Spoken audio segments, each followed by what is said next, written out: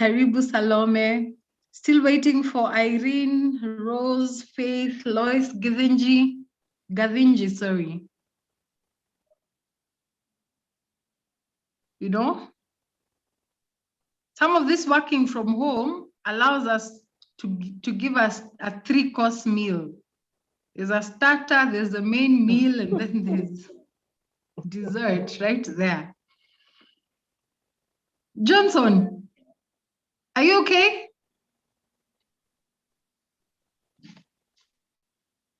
You're fine. All right. Thanks. Thanks for that. Good job. Good job. Thanks for that. All right. I think most of us already are here. Nurses disappeared. Nurses, if you're there, just uncover your video. We'd like to see you. Same with Irene Gatumbi, Philemon, and Patricia Ateo, right? And also Marilyn Martha, right? So if you're there, just uncover yourself, right? Okay, but as we're waiting for them, we'll move on. Marilyn Martha is me, yeah? Oh, no, there's Marilyn. Oh, that's yeah. You. Oh, okay. The other one is. Oh, so it's just Patricia, Philemon, Nurses, and Irene Gatumbi that we're waiting for, and Peter Kamau as well. All right, so if you're there, Karibu Sana, Karibu Patricia. The rest, I think, went for lunch. For real, they went for lunch. I hope they're coming back, right? All right, so that was a really good break. Now we're getting into a very interesting session. So just by a show of hands, how many here have ever been to the beach? And I see that hand, Lillian. I see that hand, Rose. Swala, I see that hand. Paul, I see that hand. John, I see you. Lois, I see you. Peter, I see you. All right, a number of us. Jen Kinovia, I see you. All right, and if I asked you, what beaches did you go to? Please unmute yourself and tell us. Mlienda beach gani? Na iko wapi?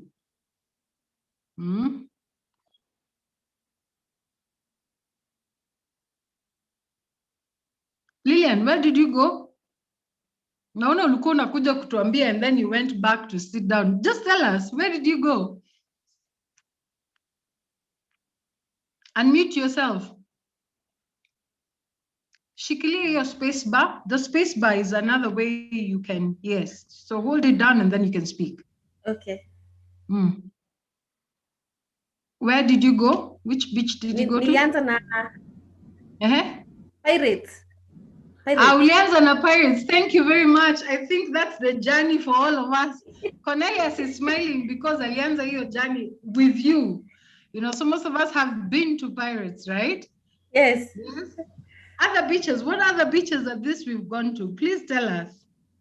Unmute yourself and let us know. Peter Modenya, which beach have you been to?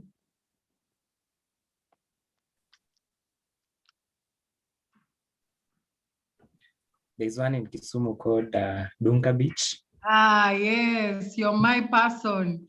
I just wanted to say Dunga Beach is also a beach. Come on, you know. They better recognize, please. Omera focus. Yeah, so Dunga Beach is also a beach. Now we have very many beaches along the coastal. Some of us have been to Diani, others have been to Watamu, others have gone to Malindi, others have been to Lamu. It's quite an array of beaches, and not only in Kenya, also out of Kenya, right? Yesterday, I had the privilege of training the leadership in Tanzania, and one of them said, I went to Hawaii Beach, right? And after we asked them, you know, Hawaii Beach, hey, bana, sorry, lanes, you know, we apologize. And they said, no, Nyambura, you don't understand. There's a beach in Tanzania called Hawaii. So I always say I'm going to Hawaii over the weekend, but they don't know I'm just here in Tanzania, right? So thank you for saying Dunga Beach. I know some of us wanted to say that, but you were saying, you know, it's in Kisumu. We don't know. It's still a beach. All right. So along the beach lines, you will find palm trees, and palm trees host coconuts. Right now, I'd like for us to spell the word coconut, but we're going to do it in style, right? We're going to do it with a twist. And how we're going to do that is that we're going to do that with our bodies, right? Paul, I'm seeing you viewing me from the side. Like, what is this girl trying to make us do? You'll see right now. All right, so I'm going to welcome you to stand up where you are.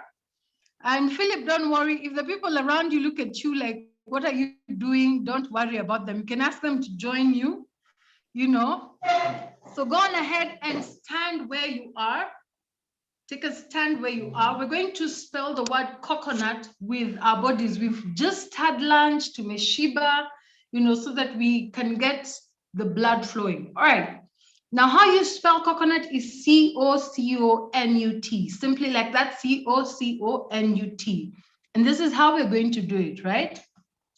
So everybody is awake. Lois, the Rinja is still waiting for you. There you go.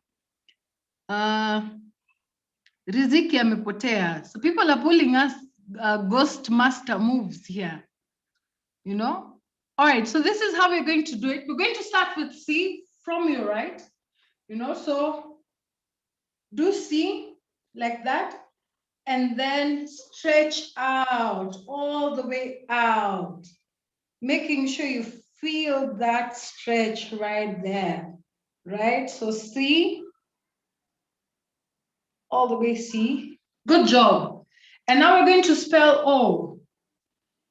And how we're going to spell O is you take O and take it behind your head and stretch it outward like that. Stretch it out like that. Stretch all the way backward like that.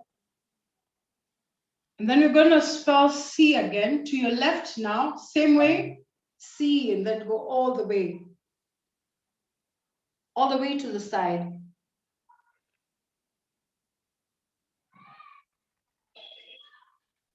And now we're going to spell O.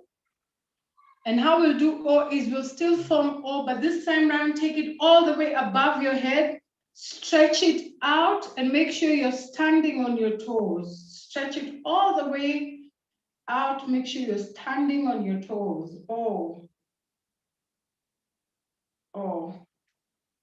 You should feel that stretch on your shoulder blades. Now we're going to spell N, and how to do N is that you go all the way down, touch your toes, but make sure your knees are bent. This is my personal favorite. Go all the way down. Make sure you're not sitting down on your chair. Jen Kinuthia, please don't sit on your chair. So go all the way, stretch down, make sure your knees are not bent, and touch your toes. Patricia, you can reach there. Just a little bit longer. You can get there a little bit longer. There you go. Johnson, nakuona unashikilia tu camera. It's okay. You can touch your toes now. Right. Okay. Now we go up slowly go up, and then we'll spell you. And how we spell you, this is how we spell you. You know, it's like calling the rain. As fast as you can go, you know, spell you as fast as you can go. As fast as you can go, and you finish it off with T. Finish it off with T. All right, now let's take it from the top now that you know the sequence, right? But this time around, let's start to your left. C, C, C. Make sure you're feeling that stretch, C. Hey, Lilian, usianguke pole pole, C. Right? All right, let's go O. This O, take it behind your head and stretch out, stretch out. There you go. Maureen Katwa, don't fall, please. Right? Oh, good job. All right, C to the right now. C to the right now. Make sure you're feeling that stretch on the side, you know, so that the food can go into those empty spaces down there. Right. Now we go to O. Now this O, make sure you're taking it way above your head. Way above your head. Make sure you stretch it out. Stand on your toes. Stand on your toes. There you go. There you go. O. Then come down. Slowly go down. Touch your toes. Make sure your knees are straight. All right? Make sure your knees are straight. Now, Nurses, I know this is the hard one. Don't worry about it. Go all the way down. Touch your toes, right? And then slowly come up so that you don't break anything.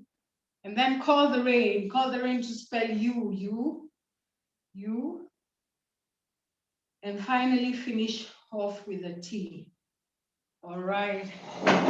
So I think we feel energized. The blood is flowing. The food is settled.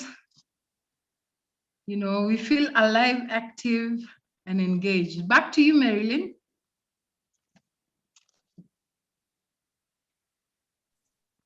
Thank you.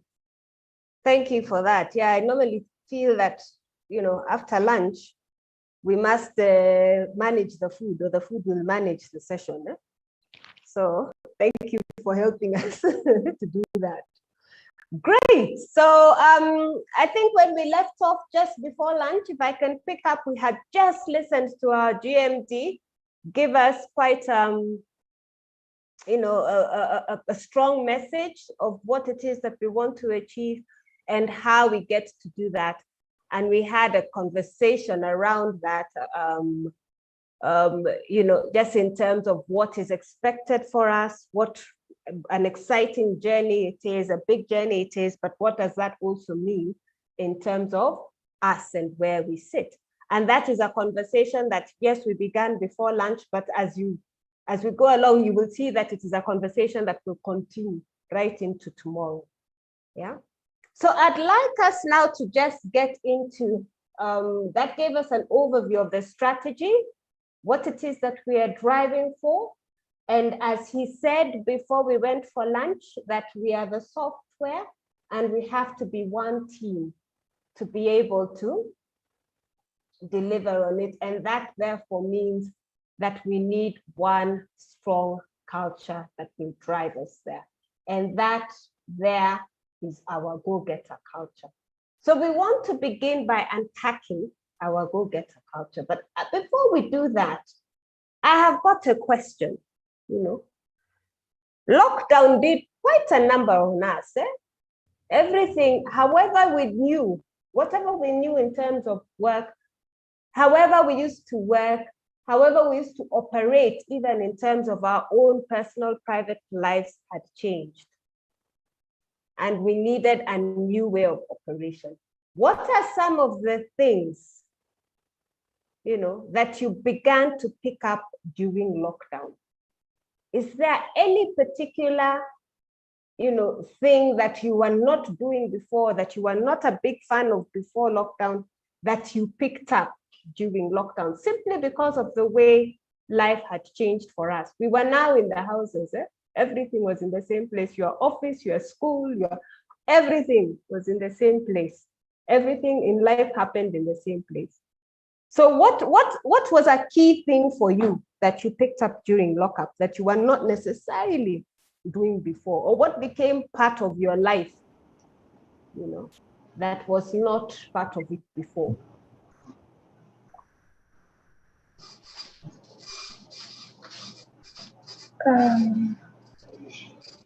Hi, everyone. Yes, hi.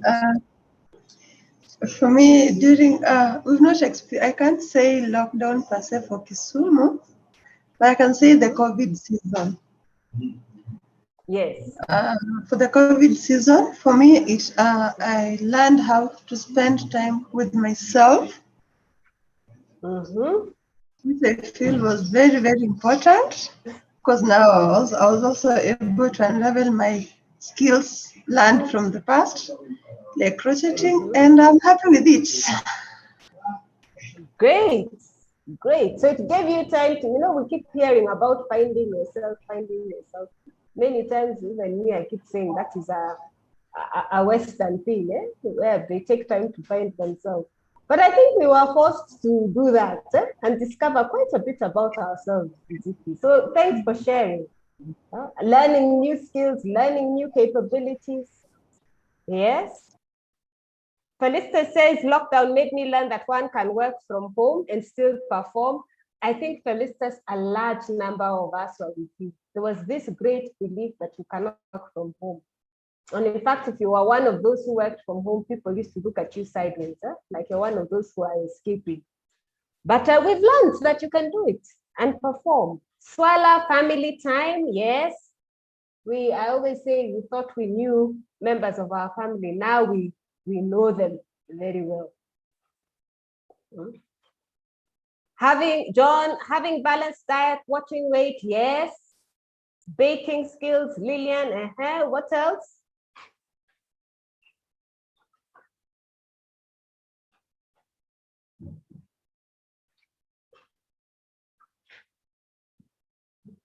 What else did we do?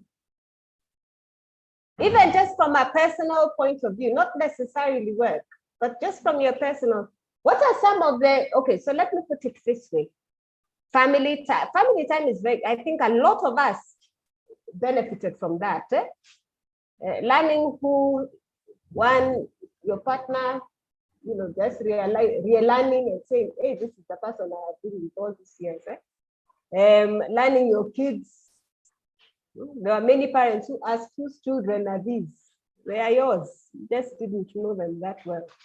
Work-life balance diet, Cornelius,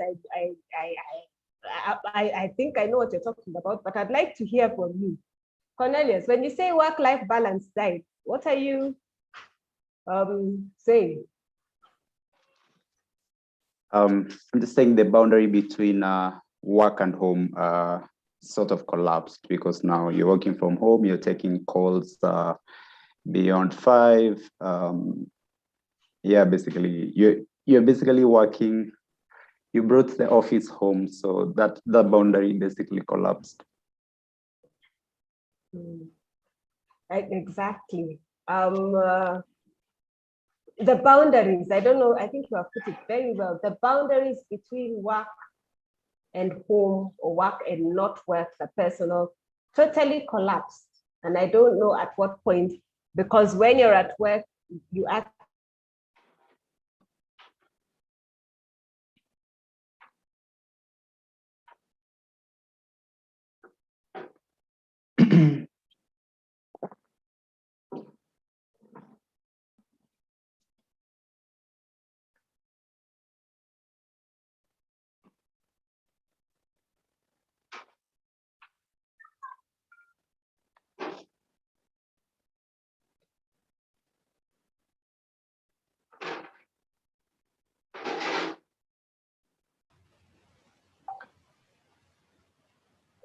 Hello? Can you hear me? Yes, we can, Marilyn.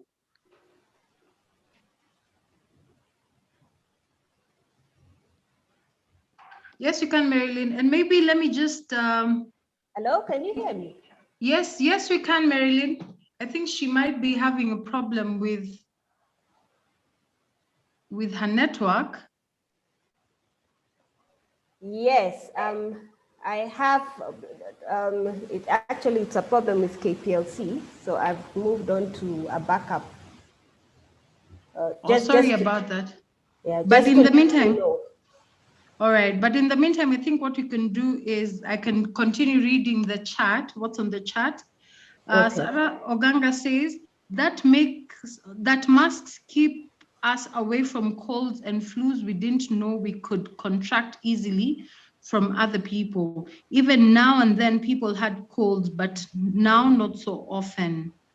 And Chasang Rongo says, having time with kids. Yes, that's definitely special. Felista says, got to know my kids better and play with them. Philip Rotich says, made me learn that with technology, you can do everything without being there physically. And then someone says, I learned to cook as opposed from eating from a hotel. Wow. And Philip says, COVID made me learn that technology can do, yes, you can do anything without being there physically. I think those were all the views. Is there anybody in the room who has other views? I think I would go the opposite way. Yes, June. Like this period of lockdown generally made may feel like that saying that you don't know what you have until it's gone. So that freedom of moving around, and now the curfew makes it even feel strange that when you go to a point that there's no curfew and you're out beyond 10 p.m., you'll feel like now a strange thing to do. Yeah. Yes, I definitely feel you, Jane, on that. Just the other day we were saying how, at some point we were so used being out at night. You'd be out till late, like 12 and 1. Now, as soon as it's 7 and it's at night, you start feeling uneasy, like you need to be home or somewhere like that, right? So it's really changed the way we look into things. All right. Thank you, Jane, for that. Anybody else with any views?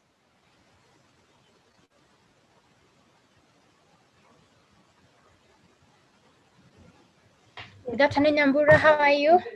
Fine, thank you, Nases. Sorry, I had issues with my connectivity. No problem. For me, with the COVID-19, I was working from the branch, never worked from home. And the challenge that we had was the hastening of work so that's not to be caught up with curfew. So there's that strenuous in terms of your head, and someone having headaches, and then in the morning coming to work to finalize. So it was a stretch more than a comfort from my end.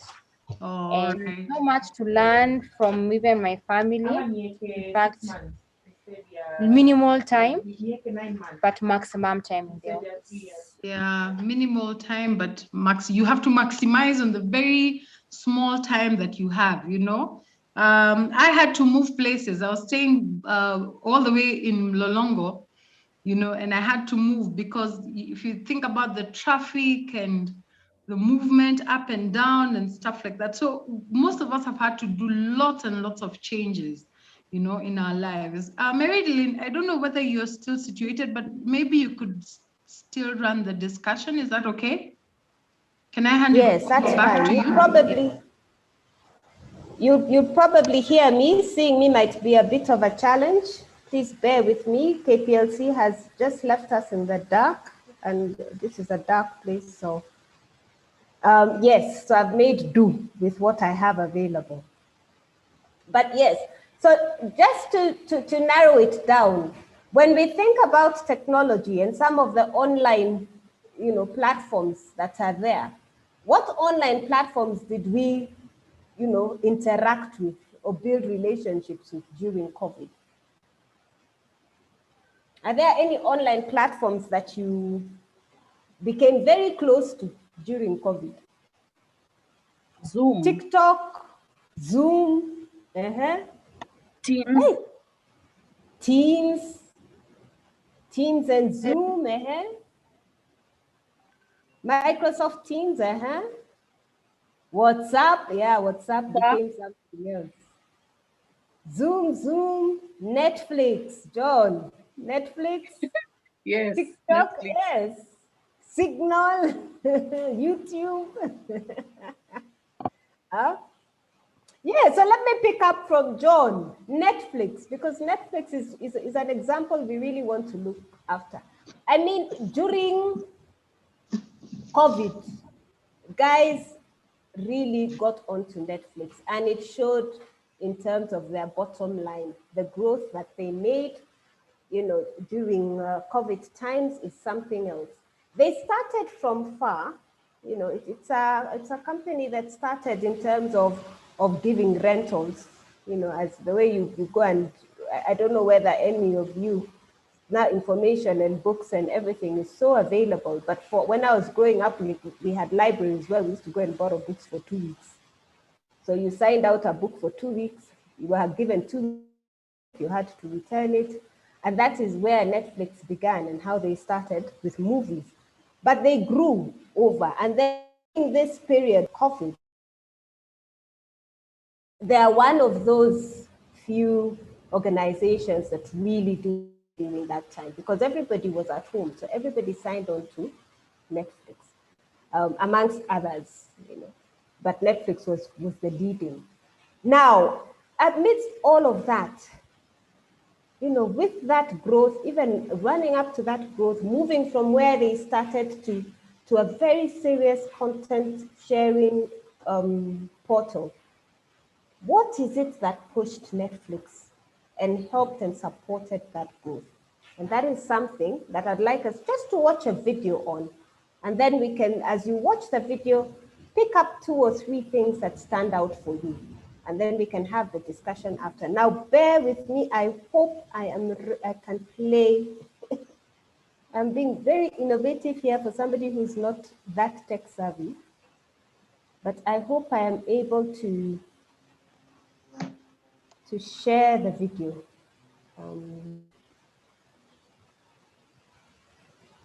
Okay, let me just start off with something while I sort that out. Can you see my presentation? It's sharing. Yes, I can. Okay, so I'm trying to get it to full. There we go. I'm managing. Not too bad. Good job, Marilyn. So we look at Netflix as a case study and just look at what it is that they did, you know, just before we watch the video, but what is it that they did in terms of ensuring that they have the tools and that their people are ready to drive their strategy and the growth that they experience.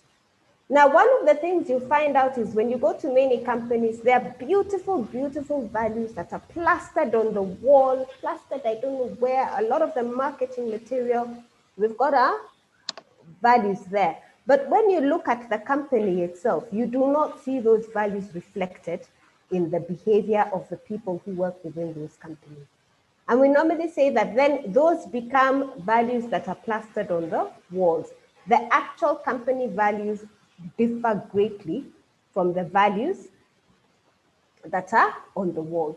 So just to understand, even when we're talking about company values, we're talking about not what it is that we are saying, but what it is that we are doing, what it is that the organization promotes, what it is that the organization rewards, what it is that the organization does not tolerate in terms of behavior.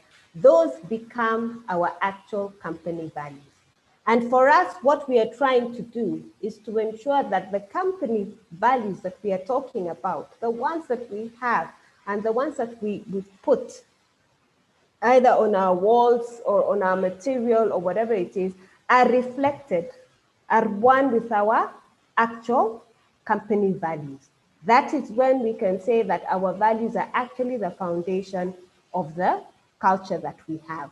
And when we talk about our go-getter culture, that is why we are putting in a lot of effort to make sure that the values that we are saying we have are the values that we actually have. There is no difference between what we are saying and what we are saying, what we are putting up, what we are communicating to others, and what we are doing, how we are behaving. Yeah? So we don't want to be one of those companies where what we are saying is very different from how we are behaving. We want the go-getter culture to be a complete, total reflection of the values we are communicating to everybody. Now, let me see whether I can share the video. Oh dear. Okay, let me just stop sharing this. And then, okay. Let me know if you can see and hear.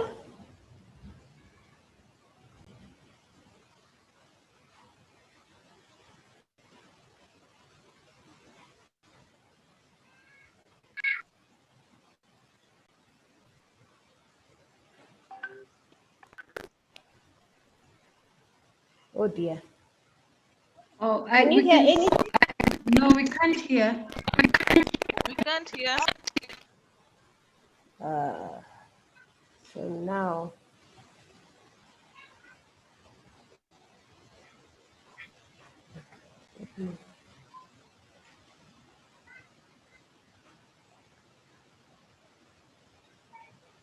Nyambura, do you have the video at all? No, I don't have the video. I'm trying to see whether I Okay. can get it on YouTube. Just a moment.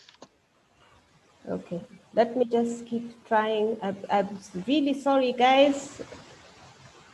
What I'm trying to use is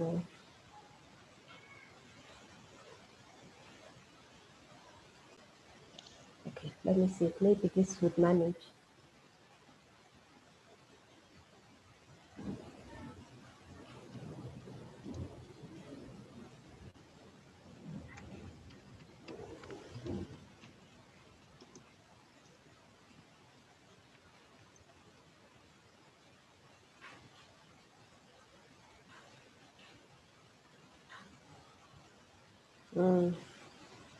Have Sorry, you managed guys. to really? I'm looking for a second option. Let me see whether it The works. biggest reason why freedom is All right, I think I have yeah. it. I have it. I could share it on my end on Okay. YouTube. Okay, please right. do. Yes, just a minute.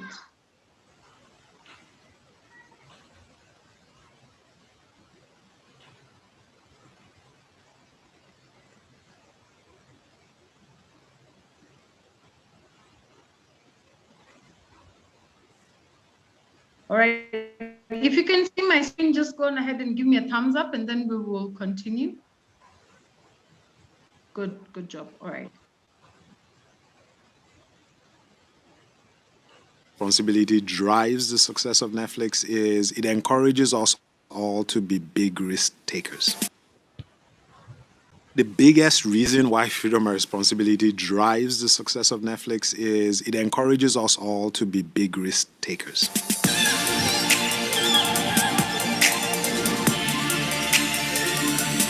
So what does freedom and responsibility mean to me? It means three things. One, there's trust. I'm being trusted to make the right decisions in the best interest of Netflix. Number two is self-discipline. I have the self-discipline to exercise good due diligence and good judgment. And the third thing is accountability. I'm accountable for the outcomes of my decision, whether they're good or bad. Freedom and responsibility to me is the gateway to creativity. When you have someone telling you what you can do and not what you can't do, to me, that's a very liberating framework in which to function.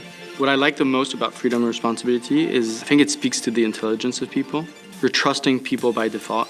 You step in the company, you're new, we're asking you to be thoughtful, to find the context, but actually we're giving you responsibilities, we're giving you the trust. I think for me, I try to separate the two. I have the freedom to make the best decisions for the business, for my life, and responsibility is for me to make sure that the freedom in those decisions creates a positive impact for the business, for myself, for my family. That's how I look at it. Freedom and responsibility means having the autonomy to make my own choices. It doesn't mean that I can do whatever I want. It is freedom to make the right decisions for the business. It's not freedom to do what I want to do in any given moment. For me, it felt like I was being employed by somebody who recognized I was a sensible grown-up. In many cases, we mistake having the freedom to take decisions with not having to listen to others. I think freedom and responsibility speaks about the trust that is deposited in you to make that call at the end of the day, but it should be a consequence of all those conversations we've had with your peers, not taking decisions by yourself and not considering the context and the people around you.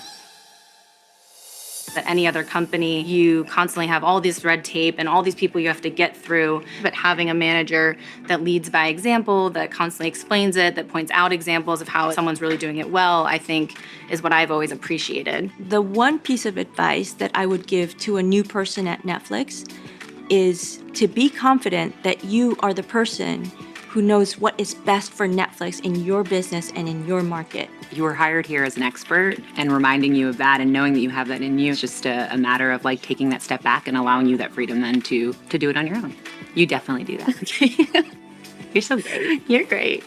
ask yourself, have I tried something different today? If it's uncomfortable, seek advice from peers. Have them help you vet it. Be vulnerable and accept that we all make mistakes. Nobody comes here knowing everything, and there is no magic wand. We all take our time to understand and digest information, and this is totally fine. To those people struggling with it, I say embrace it because it's really empowering. And those people who latch onto it as a buzzword and think it's really simple, just stop, take a moment, think about how deep it is. Think about the nuances of these words and think about what it really means. You already possess these qualities anyway, and I feel that intuitively, freedom and responsibility are traits that are inherent to us on an everyday basis.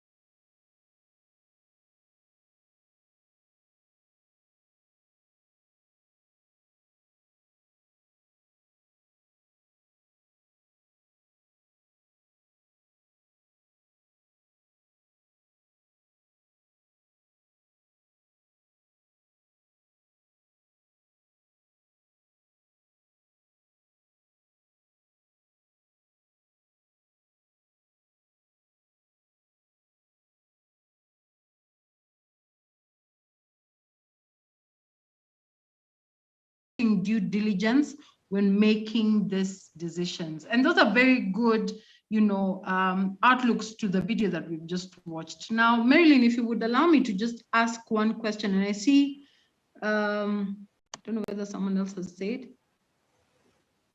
Yeah, no, still the ones. And I would ask you one question. Now that you've seen how Netflix, in this freedom and responsibility, what attributes in that culture would you like to borrow into the Ncba? We're now getting into the new go-getter culture, but what attributes would you like to borrow into that? And please feel free to unmute and say something. Sarah Oganga says, Netflix has given them the autonomy to make decisions, but at the same time be accountable for their actions. All right. And Rose Siasi says the employees have a sense of ownership of the Netflix values. And all these are really good attributes, right? But what would you like to borrow from that culture, and say, this looks like a very good attribute or value that we could, not value per se, something that we could borrow into the new go-getter culture that we're going into moving forward. Jane, go ahead. I think what we can borrow from the Netflix employees, they understand that they have a role to play in the growth and success of the company. And that is why they are also given the freedom, and they have to take responsibility if whatever they try doesn't go well. If it works out for the company, then I think it's a good thing. But also if it is not, then you have to take responsibility and say that you did something wrong, and this is not going towards the growth of the company. So we need to also take that ownership of wanting to grow and build the brand. Right, because sometimes, and that's and Jane, you allude to something very interesting. Sometimes, most of the times, we are in the mind frame that we have to wait to be given, right? What you're saying is, we as the Ncba employees have to look at what it is we need to take for ourselves in terms of responsibility and drive this agenda by ourselves. Very good, Jane. And I'm seeing a lot of conversation going on in the chat. Please unmute yourself and let us know what this is about. Riziki says, you can only leave a value that you understand. And I'm going to pause there so that Riziki, I can put you on the spot. Just unpack that a little bit for us, right? What do you mean when you say you can only leave a value that you understand? Talk to us a little bit about that. Good afternoon. Afternoon. From the responses we're getting from the employees of Netflix, it shows that they have taken the time to understand what that freedom and responsibility means, so that they're able to articulate that in their day-to-day dealings while at work and also at home. So for us as NCBA staff, we can only live our values if we understand them. Yeah, I couldn't say it better. The other day, I was having also a leadership alignment session with the Rwandan team, and I noticed one thing. One of them said, in the Rwandan culture, we are not always open people. And so when I come to work and you tell me to be open, I usually wonder to what extent can I be open, right? And so this alludes to what it is you're saying, Riziki. If I do not have a comprehensive understanding of what this value means, then the chances of me leaving it out become lesser and lesser as we go along, right?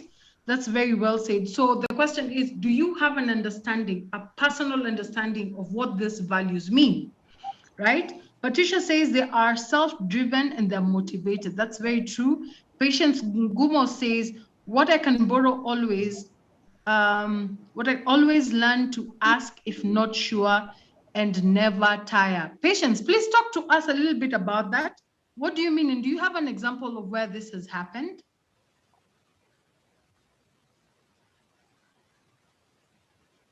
Hi, Nyambura. Hi. Okay, like instead of just doing what you're thinking and maybe you end up doing wrong things, there will be no harm if you ask from your colleagues if you're not sure of what you are supposed to do.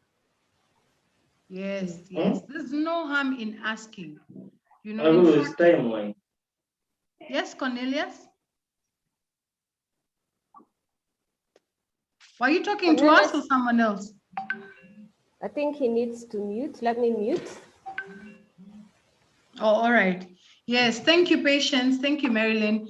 And that's the truth. And I don't know whether it's an African culture or it's an 844 systemic culture that we know. Kenyans, we know everything. And if you don't know, you say you know now, and then you go ask later, right?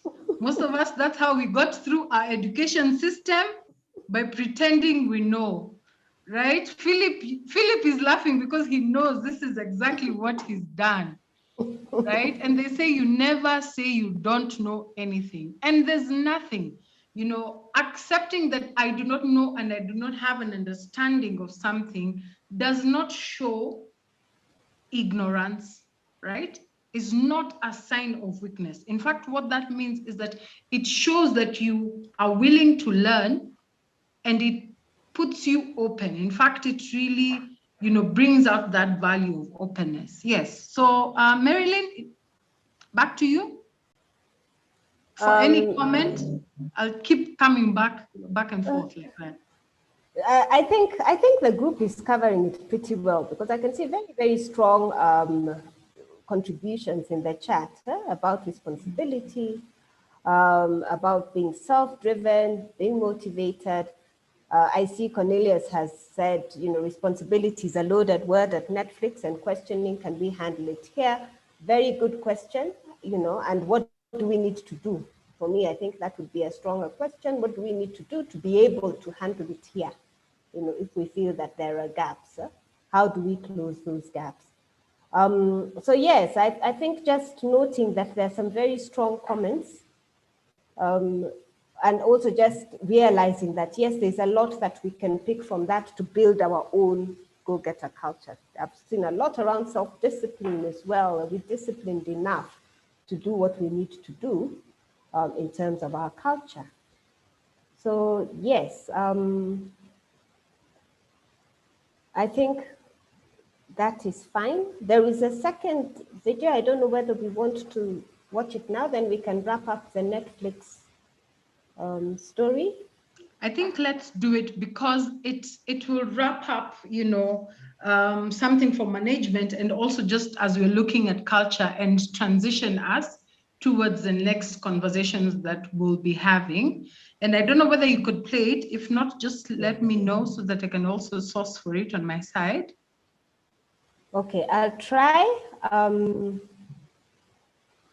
And as Marilyn does that, keep the comments coming, very good questions. Can we handle such a culture? Watu wa vitu kwa ground, akina nurses,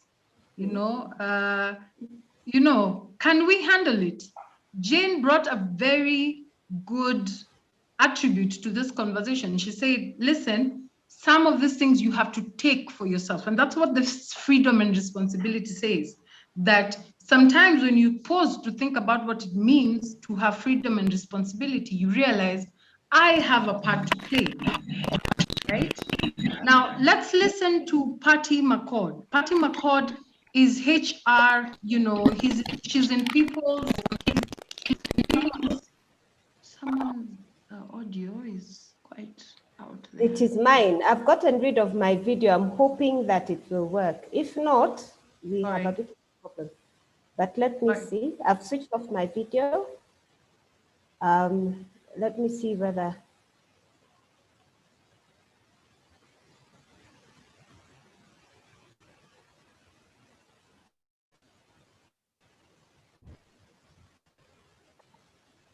sorry.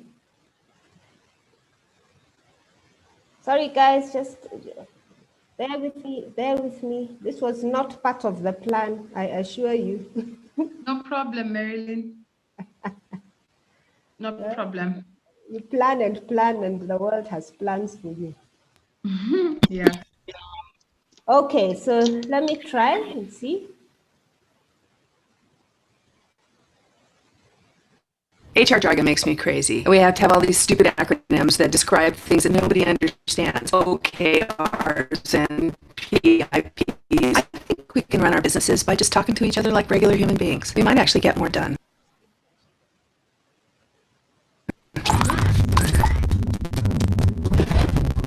I really always wanted to be an HR professional. I wanted to be able to speak the language of management. And you know what I've learned after all this time? I don't think any of it matters. There's all kinds of things that we call best practices that aren't best practices at all. Yeah? How do we... Just pause a bit. I think it's a bit distorted, right? Yeah. I could try and play it from my end. Yeah, Okay. It's not clear, not audible. Okay, all right then. Yeah, let me source it from my end. I think I had it somewhere here on YouTube. I could do that.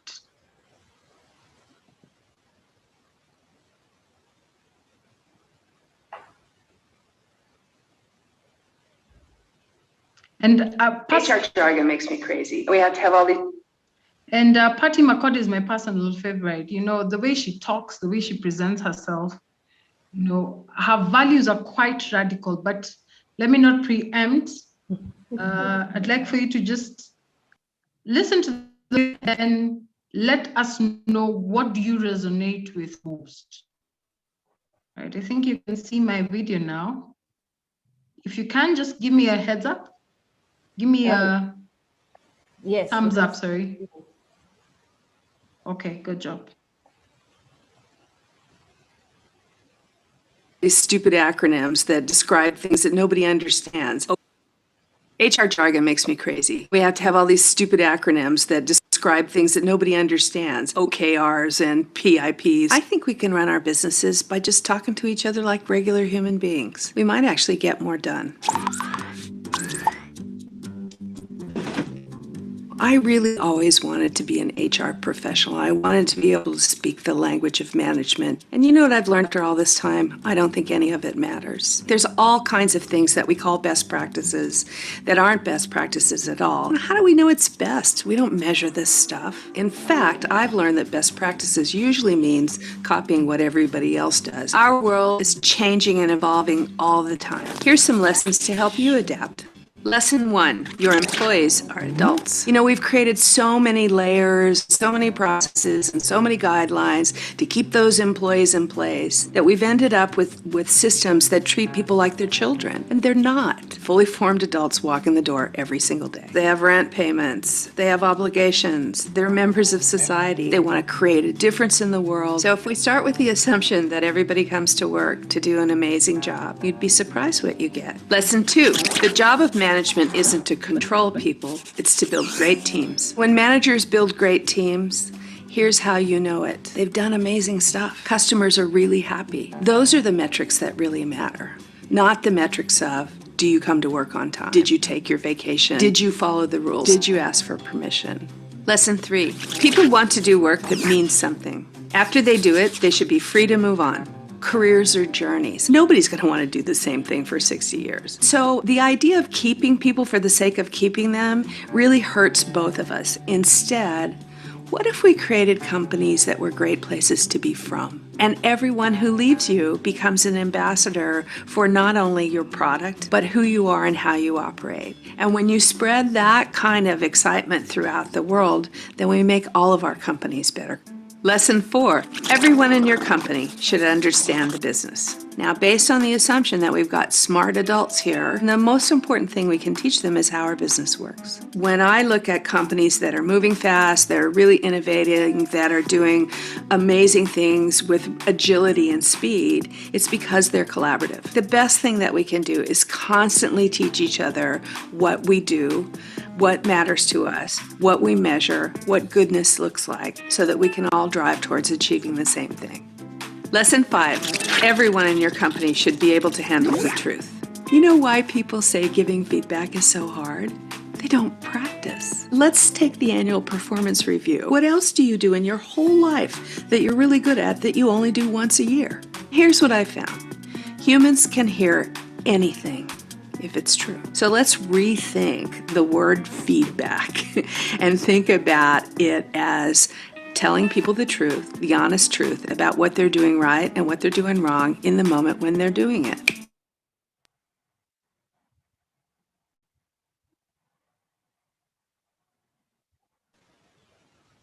That good thing you just did. Ooh. Sorry, just a minute. I don't know what happened. Sorry, it's an ad. This one. Good morning. Good morning. Thank you.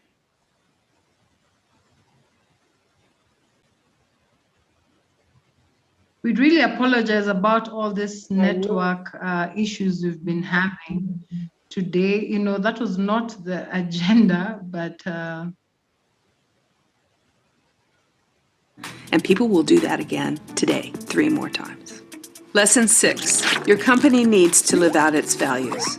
So I was talking to a company not long ago, to the CEO. He was having trouble because the company was rocky and things weren't getting done on time, and he felt like things were sloppy. And this also was a man who I observed never showed up to any meeting on time, ever. If you're part of a leadership team, the most important thing that you can do to uphold your values is to live them. People can't be what they can't see. If we say, yes, we're here for equality, and then we proudly pound our chests because we achieved 30% representation of women on an executive team, well, that's not equal. That's 30%. Lesson 7, all startup ideas are stupid.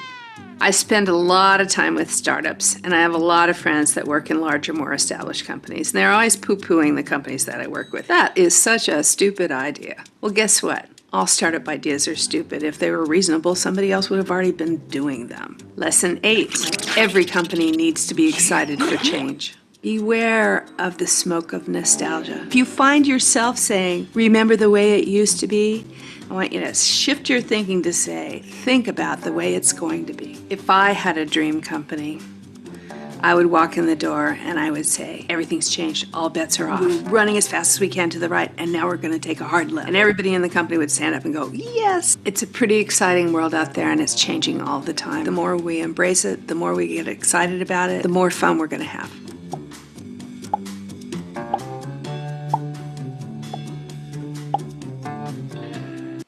all right, I think that's it. Now, let's talk about this Patty McCord. Let's talk about this Patty McCord video we've just watched. It usually elicits a lot of reaction, right? And let's hear, what do you have to say about this particular video?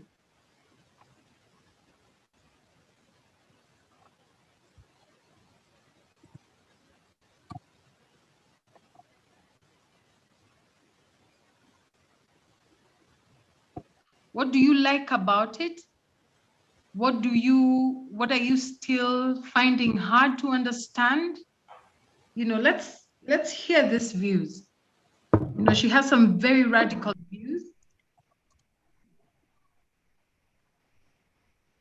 Swala, I've not heard your voice today. Please talk to us about this video. You know, we've listened to Patty McCord. What are your views about what she has to say?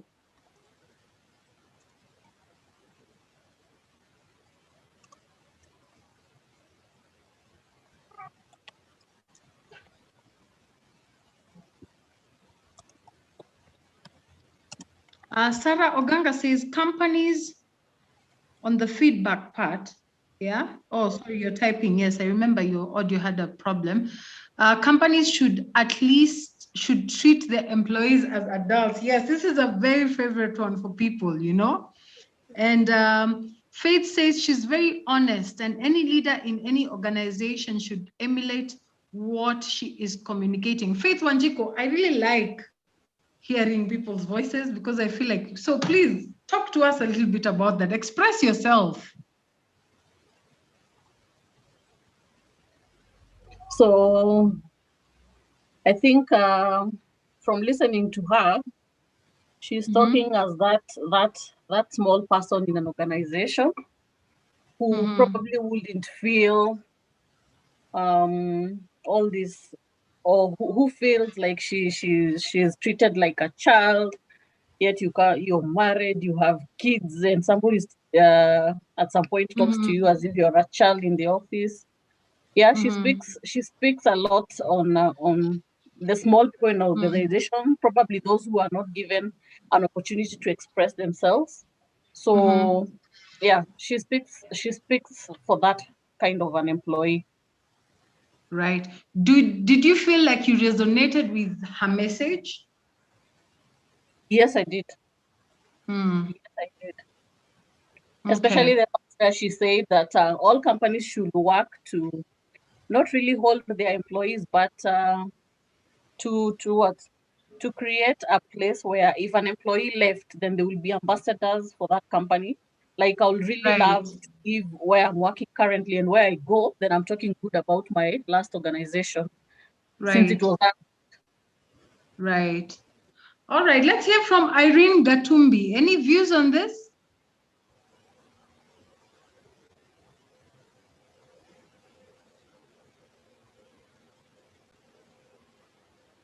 Hi, you can hear me? Yes, we can. Yes, I think she's very radical in her speaking. And one of the things that really caught my attention is when she talked about that the business should be able to understand its people, yeah? So that you're able to make proper decisions, understand your people, and your people will be able to deliver if you're able to understand them better. Because you can have very good values and strategies, but you also need to understand your people and where they're coming from, so that they're able to drive your values and your views. Yes, and to be able to build creative teams that will be able to have innovation and come up with new ideas, and they resonate with those values. Yes. Right. And Irene, I'm going to throw back this question at you. You've really emphasized on this word, organizations need to understand their people, right? What does it mean when you say, or what does understanding entail? According to you, what does understanding entail? Okay, from my point of view, understanding basically means getting to know what are their pain points when they are working. What are their pain areas? What are they complaining about? Why can't they not deliver? And how do you come in to embrace that and basically bring them to a situation where they are able to deliver? Yes, like for example, right now we are told you can work from home. Is the organization giving you enough support in terms of even the technology, in terms of even bundles? So you say, how do you come in to assist your staff to be able to deliver those values or those strategies that you come up with? Yes. Okay, I see that. I'm seeing a lot of nodding going around. I'm also seeing a lot of chat, right?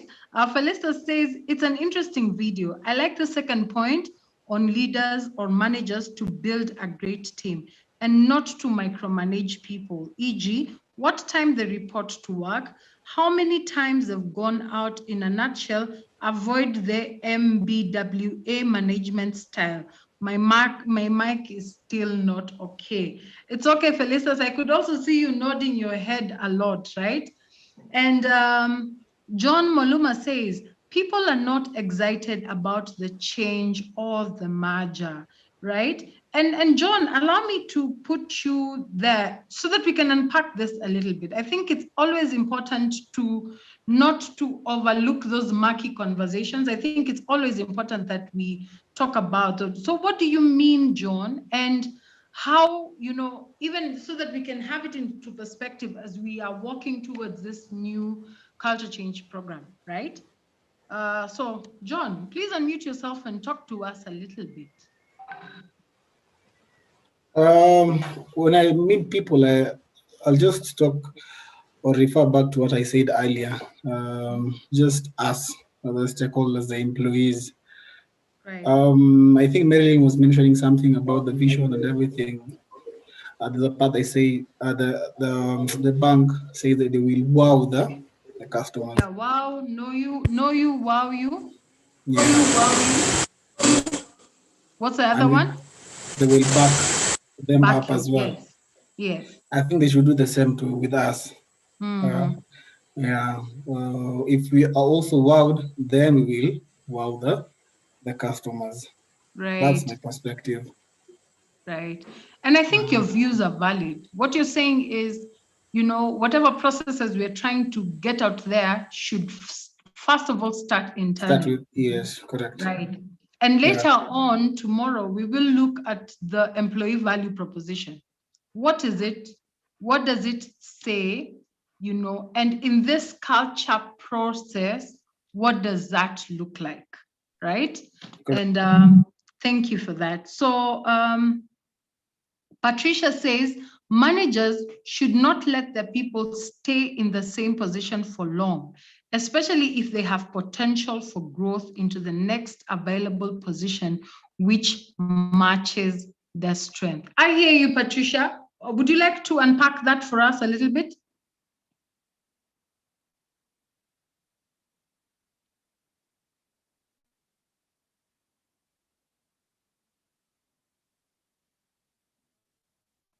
Patricia Aseo, are you in?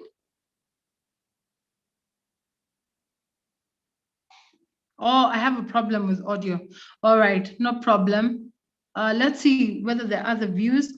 Helen Irongo says, Johnson says, everyone in the company should understand how the business works, right? And that's very important. Helen Irongo says, I like the point on reduced business or HR words and the need to speak to employees regularly. We saw this also in the Netflix values. They were discussed simply, relatably, and clearly. Right. That's quite interesting as well. Let me see. Faith says she's very honest. I think I read that. Lillian Gatiba says you cannot leave what, no, those were earlier views. All right. Maureen Kato says everyone should be able to handle the truth and give honest feedback as well. And if you really think about it, later on we will talk about, giving feedback, giving and receiving feedback, and how in this our new culture that we're going into, that's going to be one of the ways in which we grow and we develop.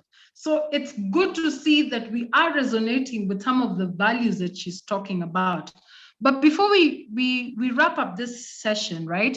Philip Rotich, I've not heard from you. Do you have any views on this area before we move along? Hi, Nyambura. Hi. Maybe I can add on something, Yes. But maybe somebody have said it when I was away for like 2 minutes. Say but it in the words. Yeah. Okay. There's an issue of leadership, where if you are a manager or if you are a leader in any other organization, you can lead by example. Don't expect people to be doing something which you are doing yourself. Yeah, that is what I picked from the video. Right. That as a leader, it is absolutely important that you do what it is that you're speaking about. All right, thank you for that, Philip. I'm seeing the chat is on fire. Who said what? Let me see. Faith Wanjiko says, for us to live this value, the leadership needs to lead them also so that we emulate. And Faith, I have been part of doing the leadership alignment with our lead consultants, Sam Watene and Fiona Johnson in South Africa. And I can really tell you that they are taking this feedback, you know, in the morning we spoke about listening to the system, right? And every Tuesday they usually meet EXCO, right? The EXCO meets and they take back, they sit down and they listen to the feedback that you guys are telling us, right? And I'm sure if you look at it very soon, you will begin, if you haven't yet already, you will begin feeling the impact, yeah? Because whether we like it or not, yes, it is top down, but when we're looking at leadership, even you are a leader in your own respect, right? Because when you're talking about influence, influence is both ways, right? You can get influence, but you also can influence, right? And so that's how we're looking at leadership in this way, right? So that even as we're saying, you know what, leadership has a responsibility, in this way, we are working on all directions, right? Everybody is hearing this message. So you have in all right to go and say, hey, Philip, we're going through the change merger, and this is not what we agreed upon. This is not what the go-getter culture looks like, right? You have that power, and I think that's, you have that freedom, right, to go and say, and to implement this. You know, I usually say, be like a tea bag, right, in hot water. Right? And tea bag in hot water, what it does is that it will influence its environment to taste like tea. You will behave like me, you will, you know, and so you have that power to do that, right? I'm seeing Sarah Oganga says, I emphasize on letting people grow, especially those who are due and the potential has been seen through their work. I hear you, Oganga. I hear you, right?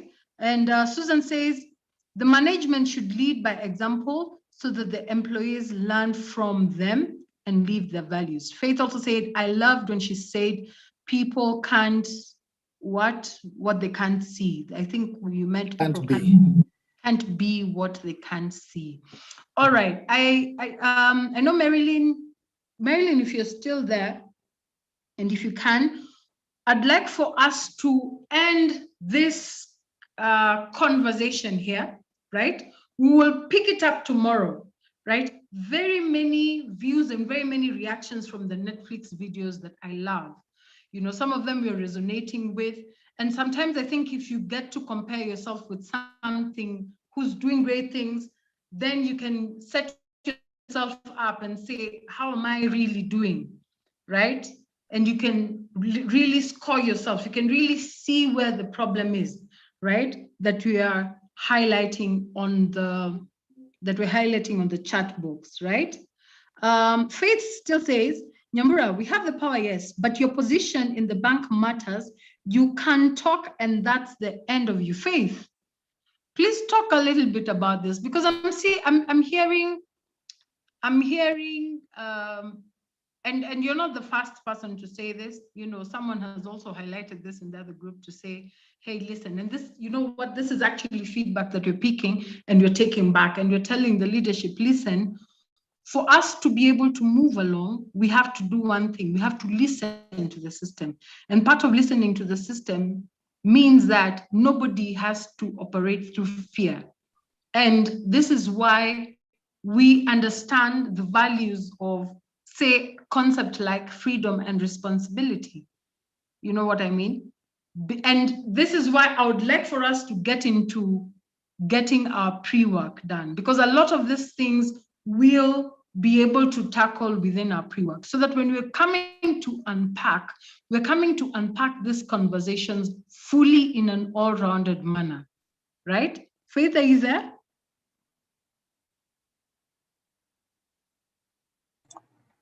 Yes, Nyambura. Yes, yes. I wouldn't want to cut you short. Would you like to unpack a little bit before I, swoosh everybody into their groups? Yeah, so what I meant by that comment is that it's a different feeling, either individually or as a group, that if you are not in a senior position in the bank, then your views or what you have to say really doesn't hold water. And probably when you speak up, then probably you're perceived as either rude or a negative person or somebody who does not take instructions well. Yeah. All right. And of course, that's how it shouldn't be. It shouldn't be that way, right? And part of what this culture immersion sessions aim to do is to, these are conversations that we're having with HR saying, listen, how can we be objective listeners, right? And not per se target individuals, right? If you're asking for feedback, then this is the feedback that you're getting. And other than shooting down the people who are responding to this feedback option, in fact, find ways of, appreciating them, because every time you shoot someone, what they will do eventually is that they will keep quiet, right? Because they don't want to be shot down. I'm saying that, right? So, but thank you for bringing that up, Faith. And I hear that concern.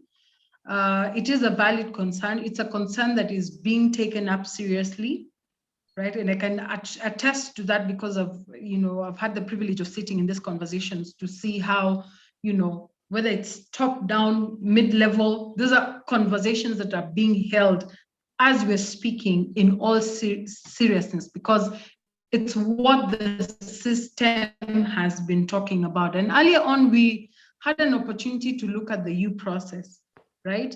And what does it really mean to deeply listen to the system, right? Part of that involves challenging assumptions on all areas, right? So as you're listening to the system and, as they listen, as you listen, as everybody puts their ground to the ear and listen, what assumption are you making, right? And how can I challenge those assumptions objectively? And that will allow us to go through that process called the U process. And that's a change, then change will begin to happen.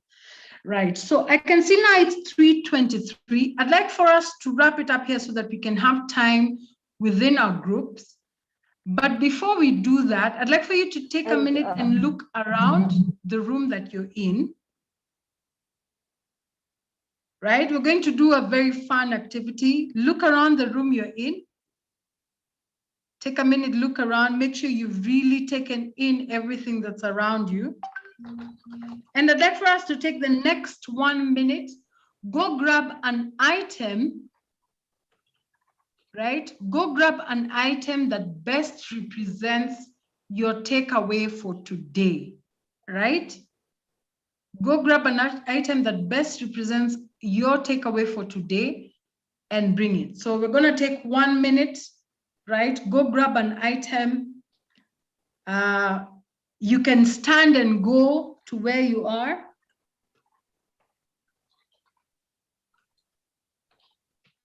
Go grab an item, come sit down, and then I'll let you know what to do with that, and then pass it over to Marilyn.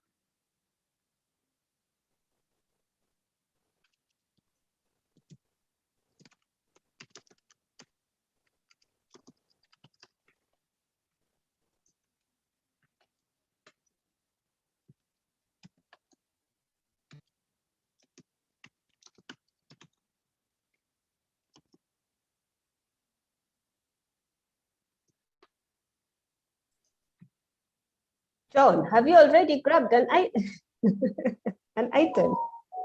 Oh, you have. Hey, Superman.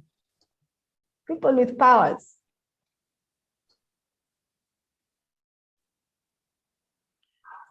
All right, I think most of us already have our items.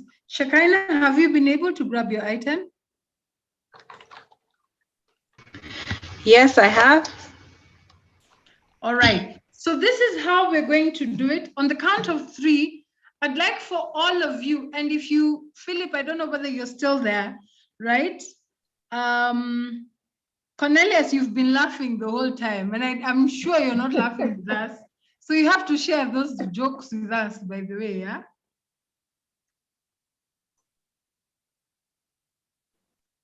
Hey, Nyambura, you think? Hi, I know you're not laughing with us, so you have to share those jokes with us.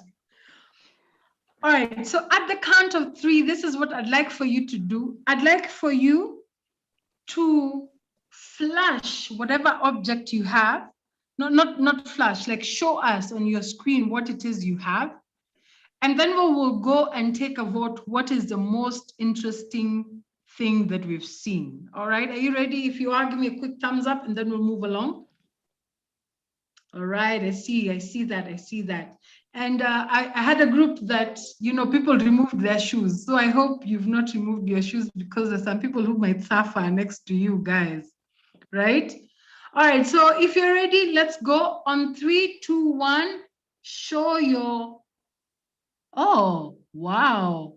I see flowers, I see a phone, I see Vaseline, I see lotion, I see the Ncba notebook. What is that? What is that? I see a golf ball.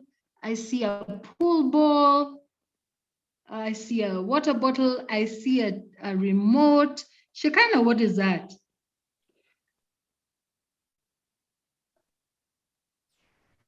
Bluetooth speaker. Bluetooth speaker. I see rubber bands. And Sarah Oganga, what is that?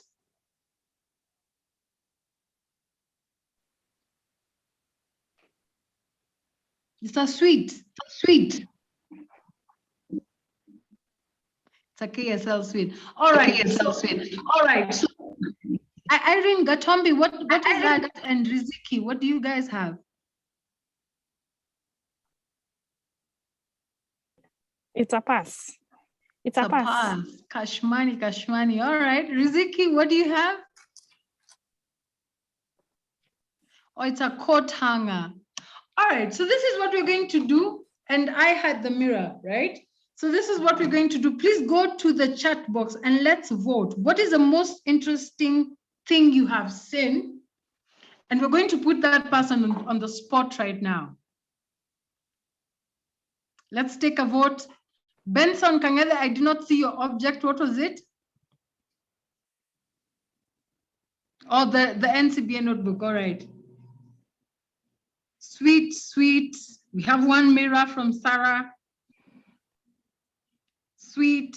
People are wanting candle, coat hanger, Vaseline, sweet.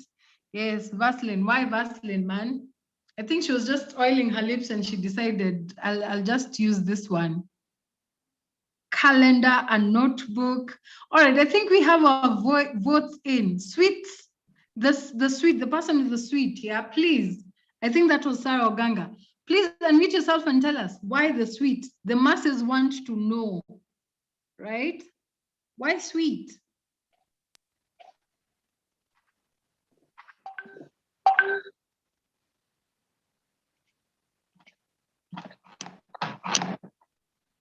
Sarah, I think you're talking, but we can't hear you.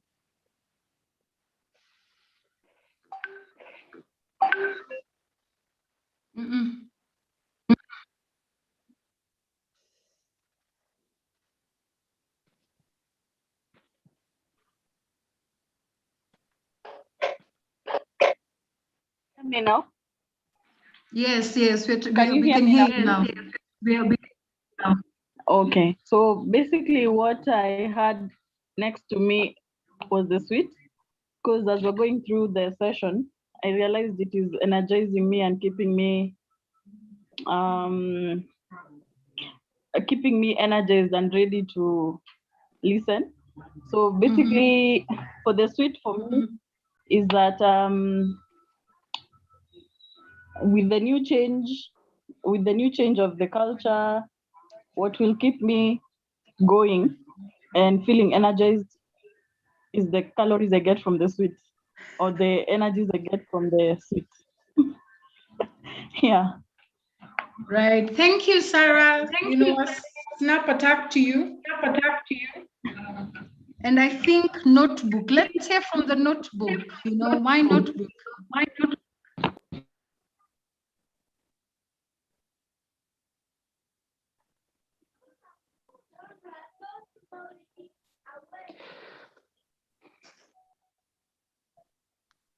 Who had the notebook? I think it was Benson Kangele. Kangele, were you the one with the notebook? Yeah. Yes, talk to us. So what normally happens, any useful information or anything new that you learn, we normally keep it safe in a notebook for reference. Yeah, so it comes in handy, and it's very important for our day-to-day activities, just for reference. Right, but what's your takeaway? How does that relate to your greatest takeaway in today's learning? Yeah, so it's for reference. So going forward, it's like a notebook. So the experience today, I use it in the future in case I encounter any challenges and so on. So Kangele has said, anything that we will learn in this training, I shall write it down for future reference.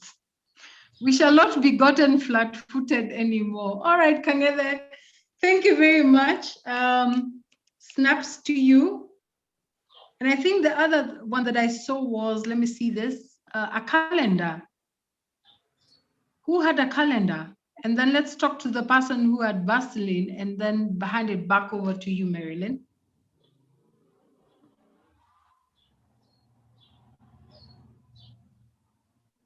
Who had the calendar? That was Salome. Oh, Chasang also had one. Chasang, speak to us, and Salome as well. Good afternoon, team. Hi. I took a calendar because from what I've learned today, the 4 values, I need to measure within the time span, at what time span have I achieved the 4 values. So it's something that I need to put in practice, but also measure how long will it take me to live this value. Is it just today? Is it a month? That's why I opted for a calendar, so that I have a time frame that what I have learned today, I'm able to measure it, I achieved after this time. Right, good job, Salome. That's very strategic of you. Chasang, would you like to go?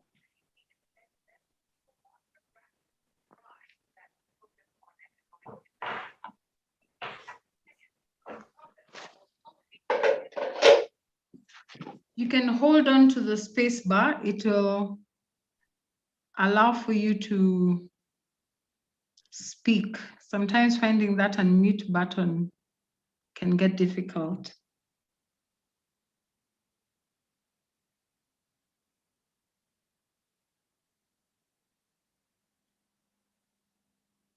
All right, I think as Chesang finds her way, Marilyn, let me hand it over back to you, and then you take us to the next steps. Okay. So thank you, guys. I'm back. I'm excited. I had been thrown out and I was struggling in a dark corner in terms of operations. But yes, we are back. I don't know for how long, but I'm appreciated. So what we're going to do is just quickly go through our Ncba culture in terms of what is it that we were thinking about as we came up with the culture, and what is the culture in terms of the values. We'll then break up into groups. That would be the content that will have been arranged for today. Then we'll break up into groups, our groups that we worked with during pre-work. And in our groups, we will discuss 2 things. The first exercise will be on values, which I'll share with you. And then the second will be to sort out, the pre-work assignments that we had in our group so that we are ready for our presentations tomorrow. So let me quickly go through our culture just so that we see how was this culture built. Did it just come out of nowhere? Did somebody just wake up in the morning and decide that these are the 4 values we're going to have? Or how did we arrive at these 4 values? How did we arrive at the go-getter culture? And this is what we are calling the Ncba culture architecture. This is how we got to it. Now, one of the, I'll just go quickly to our go-getter culture architecture. I hope you remember, do all of us remember the survey that we took early last year? I think around February last year on our culture. And in that survey, there were 3 things we were asked to identify. We were asked to identify our top culture values, personal values.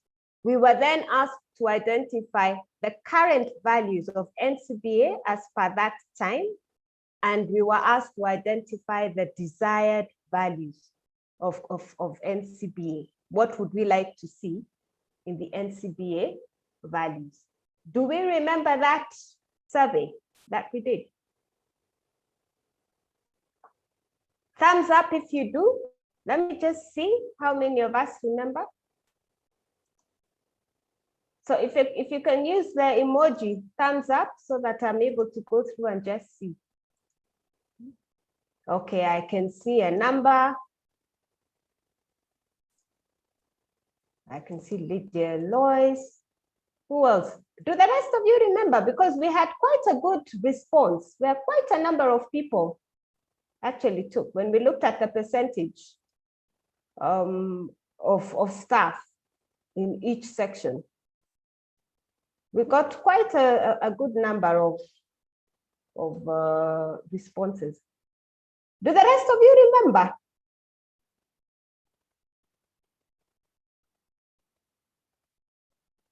Benson, do you remember the survey? Not exactly. Not exactly. Okay, it's a survey that was done in February. And a number of us, over 70% of us overall in the whole region actually did and filled out the cultural survey. And it is where we put down what values would we like to see in Ncba. And that came from all of us. And for us, that was the first step in listening to what is happening on the ground. What is it that people are saying on the ground? And then from that survey, we got the feedback. We said, this is what the guys think. Actually, we got the feedback from 2 points. We said, this is what the guys think about their environment right now. And this is what they would like to see going forward in terms of the values at Ncba. So we gave that feedback, and then from there is when we began to design. So one of the things just to bring to light is that in terms of designing the architecture, it is something that actually began from guys on the ground. It is something that, because for us, we needed to understand what is going, what are the pain points? What do we need to work on? And what is the future that everybody within Ncba on the ground is looking towards having? Now, when we picked that up, very quickly, there are 5 key things that came up from all the values that were being picked up of what we would like to see in Ncba. These were the 5 key areas that were picked up. So first and foremost is that there was an outcry that, can we please factor in the customer? A lot of what we are doing is bureaucratic, has a lot of procedure. Can we please focus on the customer and getting solutions for the customer? And that is what should drive us. This came from the ground. And as you can see, our strategy now is customer-centric. Our values are based on giving a good customer experience. The second thing was empowerment. There was a lot in terms of various areas of empowerment. Can we be empowered to own, our work within our space, within the scope that we are given? Can we be empowered within that space? The third was recognition. And I think that has still come up, till today, and it's feedback that we continuously give back. In fact, for us, when at a certain point, we say, look, what are we doing about this? Because this has come up again and again. And we will talk about that because it has actually been listened to. And I think tomorrow is when we will sit down and look at the employee value proposition that answers to that. But there was an area of recognition. Can we be recognized and appreciated for the contributions that we are making? Then there was team spirit, that we are not one team. We need to be one team. I think that is something that is still going on, and we need to agree and work on it together on what solutions can we bring on board to ensure that, one, we get rid of our exes, that this thing of always referring to our exes or always going back to our exes has to drop. We have to drop the silos. We have to come together and be one Ncba team. Otherwise, we will not move forward. That actually came from staff on the ground. And then, of course, the fifth thing that came up quite in a big way was the work-life balance. Can our personal time and our need for that personal time be recognized and appreciated? And with that, we came up with, I'll just go very quickly, what we call our Ncba Go-Getter Culture Group. And if you look at the culture group, we have got eight key areas that we are looking at. And two of the key areas sitting opposite each other have the same color, which means that they're two ends of the same spectrum, and they need to be there in balance, in a nice sweet balance for it to work out well. So I'll just go quickly through that. There's a lot that can be said for it, but just in the interest of time, just for understanding, I'll go quickly through that. If I start with the blue, one end of the blue has leadership. And there is what we are saying, what I think has been said over this couple of hours that we have been together, and that I will repeat again just to show that it does feature. Is leadership living what it is that they're telling us to be? Are they being an example? Yeah. So leadership has got to be visionary, they've got to be authentic and inspiring. And you can only do that if you walk the walk. You can only build trust, you can only build cohesive teams if you give a good example. So leadership has to walk the walk and lead us through to where, help us and remind us that this is the vision, this is that light, this is where we are going. But for that to happen, as you're leading, and for you to build trust and cohesive teams, you have got to look after the employee. So what environment is the employee working in? Are they inspired? Are they motivated? What are you doing for them? So that even as you lead them, even as you build those teams, they have the will to participate and to be part of it. So there we then talk about your EVP, the employee value proposition must be strong. Otherwise, you will not really lead anybody anywhere. Then we have got the green. We've talked a lot about empowerment. Do I have the authority and responsibility within my space of work to make decisions that will enable progress, will enable us to move as Ncba?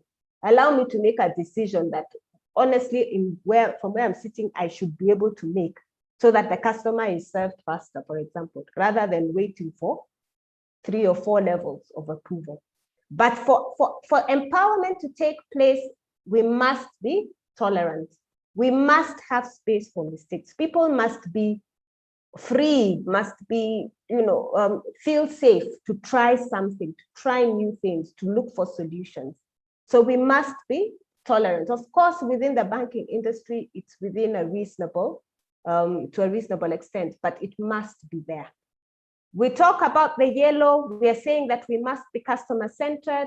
We must be, the focus must be the customer. They must be at the center of everything we do. But for that to happen, for them to have a unified customer experience that is consistent, we must have values and a culture that is uniform, that is strong, that, works. We all work towards getting the same experience for each customer. And then when we talk about the purple, we are saying that we must be highly adaptive. meaning that the environment is changing. What is there today is not there tomorrow. What is there the day after is very different from yesterday. So how are we structured so that we are able to make decisions very quickly and switch and change in line with the changing environment? And for that to happen, the structure that we have internally must also have room for that. So how bureaucratic are we? The less bureaucratic we are, the more easier it is to make quick decisions. The faster we are able to change, the more adaptive we are as an organization. And this is where, this is what our culture was built on, and this is what enabled us to then move to the values that we have, which are the foundation of our culture. So just again, quickly to see how the link is, because we've talked about a lot of things. We've talked about the vision, we've talked about the values, we've talked about inspiring greatness that we've kept hearing about. We have alluded to the EVP. How does it all fit in? Yeah.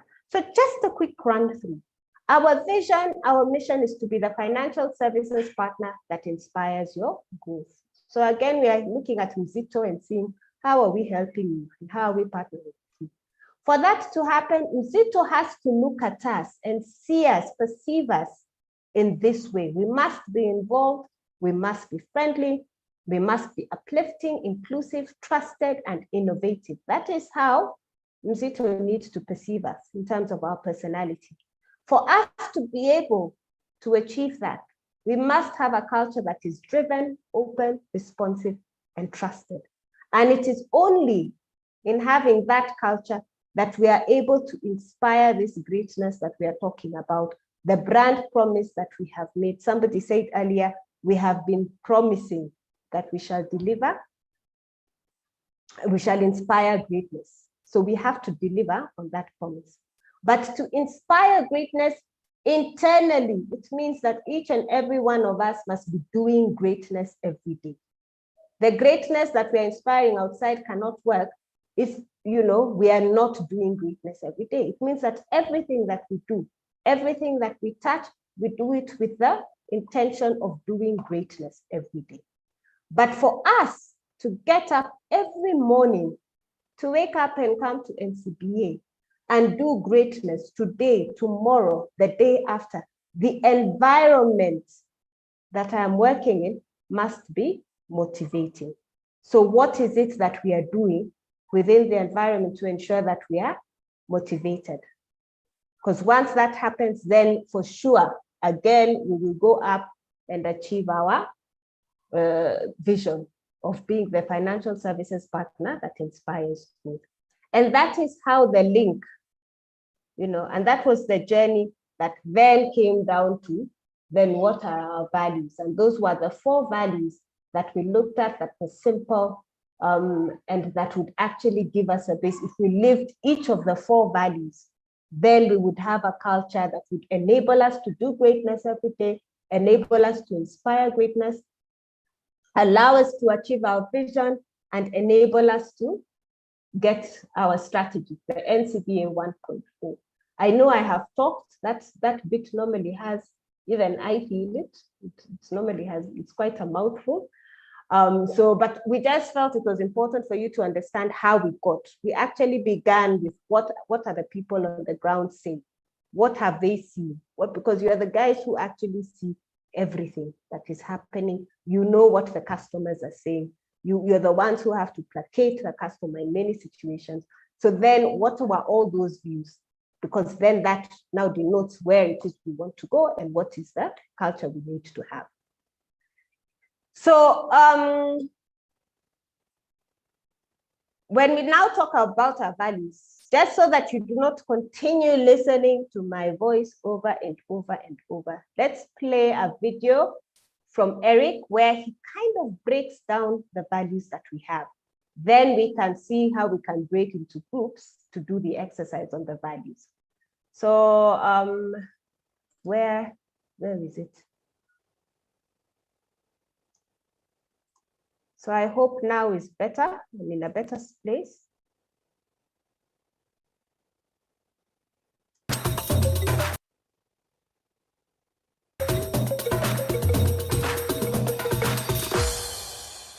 Values in an organization are critical in allowing it to achieve its purpose, live its vision, and engage its customers. And in this episode, we're going to be talking about our Ncba values.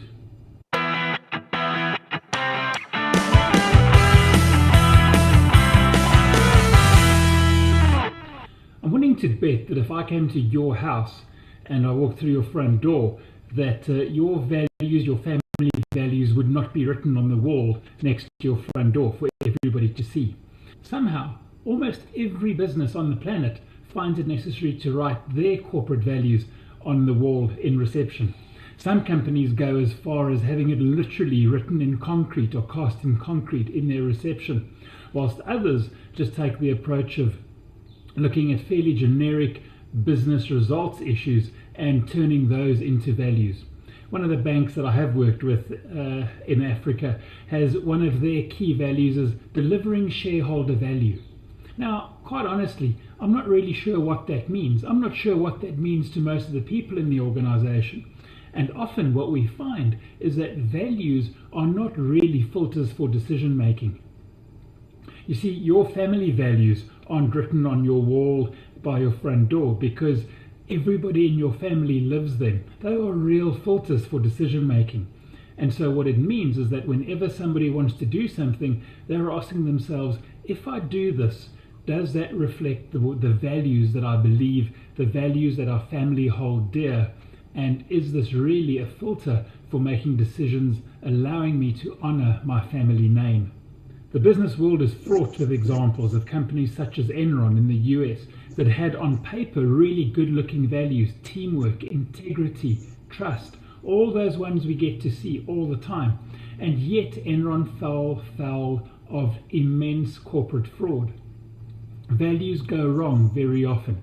Even companies like Johnson & Johnson, who literally have their values written as a credo, cast in concrete in their corporate head office in the US, have fallen foul of competition law, of lawsuits, of payouts.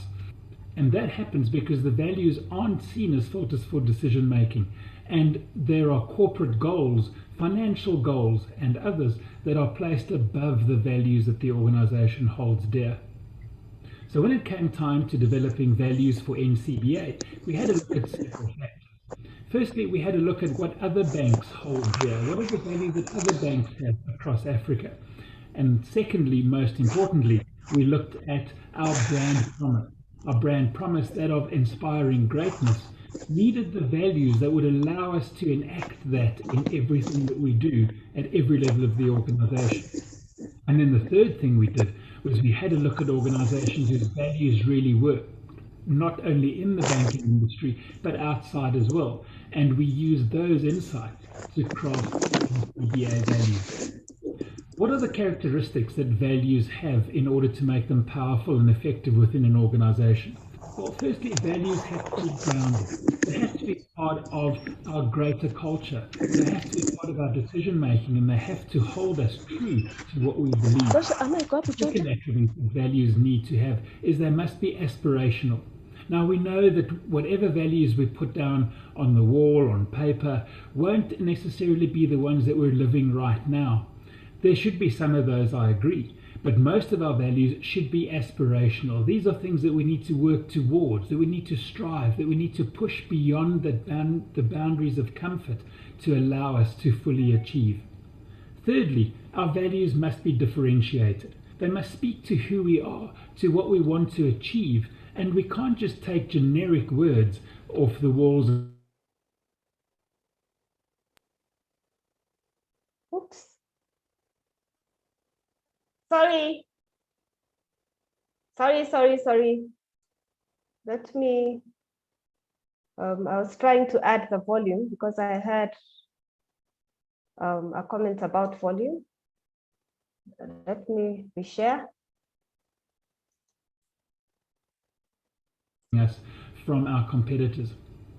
The fourth attribute that values must have is that they must be memorable. They must be easy to remember, easy to recall, and also relatively easy to live with, as I say, that little stretch of aspiration. So one of the companies we used as a reference point for developing our Ncba values are the values of a company we've all gotten to know really well over the last year or so with the coronavirus pandemic and the fact that almost every country in the world has been in lockdown. That company is Netflix. And many companies, as I said, have really nice sounding values, things like integrity, communication, excellence, teamwork. But are those really lived? But the actual values that companies hold dear, as opposed to the nice sounding ones, are shown through the behaviors within an organization. The actual values are shown by what people are promoted for, what people are rewarded for, or what people are let go for. And that was the approach that Netflix took when developing the values to guide that organization to the global domination that it currently has. Actual company values are the behaviors and skills that are valued not only by yourself but also by your fellow employees, and that is what creates the herd mentality around everybody eventually living those values. So at Netflix, they looked at the kind of values that would make them stand out from their competitors, that would allow them to weather the economic storms, which of course nobody can predict, but that are definitely on the horizon. So at Netflix, they had a look at innovation, which said that you conceptualize issues to discover practical solutions to hard problems. So Netflix are very much driven by innovation. The second one is honesty. At Netflix, you're known for your candor and directness. You are non-political, and you have the freedom to disagree with others. That's what it means to be honest at Netflix. So the third Netflix value that we want to highlight is passion. And at Netflix, when you're passionate, it means that you inspire others with your thirst for excellence. Isn't that an amazing way of actually phrasing what passion is? They continue to say that at Netflix, if you have passion, you care intensely about Netflix's success. You celebrate wins and you are tenacious. Those are three of the highlights that Netflix hold dear as their values. So we decided that our Ncba values would be driven, open, responsive, and trusted. Let's unpack those four values in a little bit more detail. So at Ncba, in order to inspire greatness, we are driven. And when we're driven, we say that we are passionate and make bold decisions and learn from our failures. We seek new challenges and appreciate different views, constantly raising the bar. We explore our full potential. When we're open, it means that our interactions are candid, honest, and transparent. It means that we listen to each other and to our clients. And when we're open, we say that we are inclusive and always respect each other. Our third value is that of responsive. And if you've been in banking long enough, well, you are a client of a bank as well, aren't you? You will know that the thing that frustrates you the most is when you put out a request to your bank and they do not respond. So responsiveness is absolutely key to the future of Ncba and carving our niche in the banking space in East Africa. So when we are responsive, and we use that as a value, we say that we are proactive, act quickly and resolutely in order to deliver results. We put our customers' interests at the heart of all that we do. We keep it simple and seek new ways to innovate. We make sure that our passion keeps us agile. And our fourth value is that of being trusted. Now, nobody wants to deal with a financial institution that they cannot trust, or that they believe that they cannot trust. And of course, we know that in the banking space in East Africa, there have been some incidents in the last couple of years where banks' integrity and trust have been severely tainted. So at Ncba, being a trusted partner is vital to our success. And so when trusted is a value, we say that as a trusted partner, we do what is morally right always. We keep our word. We are accountable and believe in each other. And that working with integrity builds trust over time. Those are our four values that we hold dear at Ncba. And we can continue to have a look at those four values and also look at both internal and external applications of those values. And so in the last few minutes, we've had a look at what our values are, what they mean both to ourselves, to our colleagues, and to our customers. And my challenge to you going forward now is not only to memorize these values and understand how we can live them, but also maybe in your own time, in your own corner of the organization, maybe you can write down 2 or 3 things for each of our 4 values to see exactly what you can do in order to make sure that your colleagues and your clients understand that you live the NCBA values. NCBA.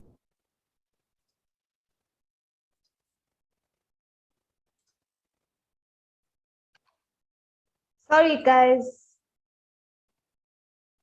I think a couple of us had a bit of a challenge listening, but that was Eric basically telling us about the values. I'll just go through basically what he was saying, because he was breaking down what do the NCBA values mean for us. So just to go quickly through that, just for the sake of a recap, for those who were unable to hear what he was telling us, I'll just read the most important bit that he was telling us. He said that we are driven, we are open, we are responsive, we are trusted. And when we are driven by being decisive, by being passionate, and by being bold. When we are open by always being honest, transparent, and inclusive. When we are responsive by embracing speed, simplicity, and innovation, and focusing on our customers. And when we are trusted because we value teamwork, integrity, and accountability. Yeah. So our family value, our NCBA, yes, our NCBA family values are: 1, they are core, meaning that they're at the heart of everything we do. They're aspirational, meaning that they're long-term. It's not just for today and tomorrow, but it is a culture that will make us great. They're values that will take us far. And they're tacit, meaning that they are evident in everything that we do, in our behavior. They just don't sit on the walls, but we demonstrate them. Yeah? So this is what I would like us to do. That's very interesting. This is what I would like us to do. We'll divide ourselves into our teams, and in fact here at least we have team 1, team 2, and team 3, just in line with our teams for the pre-work. And the main reason for that is that I would like us to do a discussion on this exercise and then quickly move into the pre-work. And then when we open tomorrow, we will open with a discussion in presentation from this exercise, and then follow it with the presentation for the pre-work. So now, in terms of this exercise, we're going to look at driven, open, responsive, and trusted. And in our 3 teams, we will discuss one of the values. You can see that each of the values has got 3 attributes. So for example, if you're team driven, then you're going to be discussing the 3 attributes under driven. And for these 3 attributes, where we will place them in this table, we will then do what we did for our personal values. We are going to look at the beliefs that support this value in the context of NCBA. We will look at the behaviors that we will expect staff to have, to exhibit, to support that value or that attribute. And we will look at behaviors that would be viewed as detracting from that value. So for each value, each of the attributes in the value, so for driven, the attributes of decisive, passionate, and bold, for each attribute, we'll put down the beliefs that support that attribute in the NCBA context. We will write down what are the behaviors that we expect to see NCBA staff demonstrating to support that attribute, and what are the behaviors that would be working against that attribute, what we do not expect to see in Ncba staff. So we are 3 teams, group 1, group 2, group 3, in terms of our, what do you call it? Our group work, the pre-work that we were classified into. And for each team, because there are 3 and we have 4 values, each team will take a full value, either driven, open, and responsive, and then 1 attribute in trusted. So group 1, for example, will take driven. And for driven, they will discuss decisive, passionate, and bold, and they will discuss the first attribute in trusted. Group 2, you will discuss open, honest, transparent, and inclusive, and discuss the second attribute in line with group 2, the second attribute of trusted. Group 3 will do the responsive, where you discuss speed, simple and innovative, customer focus, and the third attribute of trusted. So each team will have 1 full value with 3 attributes and 1 value of trusted in line with your group. So if you're group 1, you take the first. If you're group 2, you take the second of trusted. If you're group 3, you take the third of trusted. Yeah. Okay, sorry. Let me. So yes. So Maureen has actually reminded me that it is 4. We were hoping that we'd be finished at least this discussion by 4. But what I would like us to do is, since we're going to get into our to discuss the pre-work, let's start off by discussing. Sorry, I'm just looking. Let's start off by discussing this. Just discuss your value with the attributes within it and the attribute under trusted that you will take. And then we'll discuss that tomorrow. We would have discussed it today, but we have run out of time. But please, once you're done with that, please put your pre-work presentation together. Yeah. So your pre-work presentation was about, I don't know whether we all have it. I'll put it up on the chat box so that you can pick it up. But the pre-work was about 3 and 3 driving forces. Sorry, I'm trying to, are you able to mute? I think we have. Thank you. Yeah. So from the pre-work, we had 3 driving forces and 3 restraining forces that we needed to discuss. We were supposed to put a presentation together. There is a criteria by which those presentations will be assessed. So I will share all of that. Does anybody have the pre-work? Please put give a thumbs up, because it should have been shared with you when you were being put into your groups. Does anybody have the pre-work?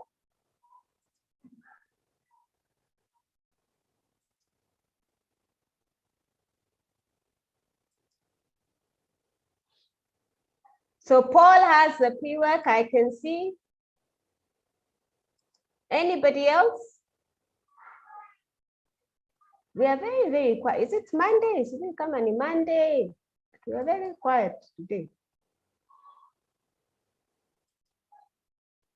So let's go through the rooms. Let me, I'll put up the pre-work, I'll attach it on the other side, but let me open the breakout rooms. Do we all remember what team we belong to? I am opening the breakout rooms on the assumption that we remember our groups. Do we remember our groups? Whether we're in group 1, group 2, or group 3. Okay, so let me see.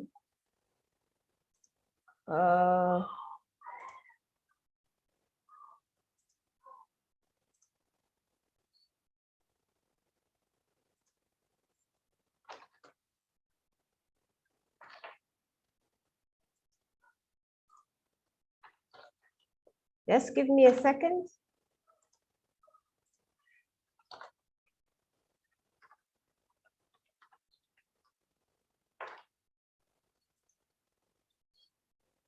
So I'm going to open the groups and then allow you to choose. Please get into the group that you have been assigned to.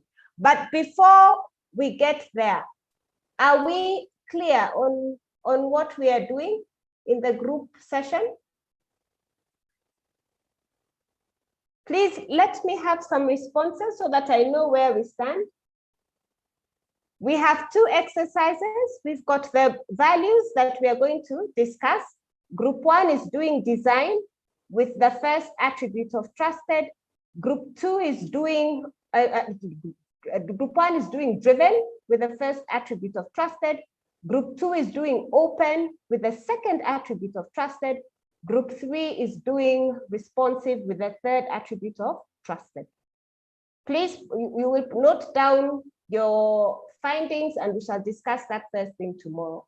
But the second thing is that work on your pre-work, because then straight after the presentation on the values, we will get into discussions where we will present our pre-work. Yeah. So I'm opening the rooms. Please just select the room that corresponds to your group for pre-work. Then we will see what to do with those who either do not belong or do not remember. We will just reassign ourselves to form 3 groups. So join your group, select your group and join. Get into the group so that we can. Then I'll come round to each.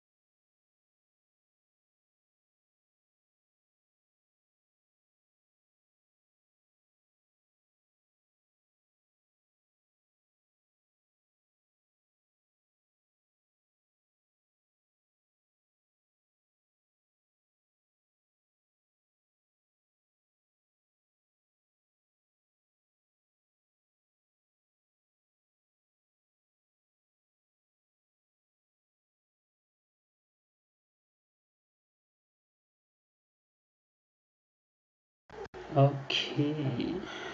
Okay.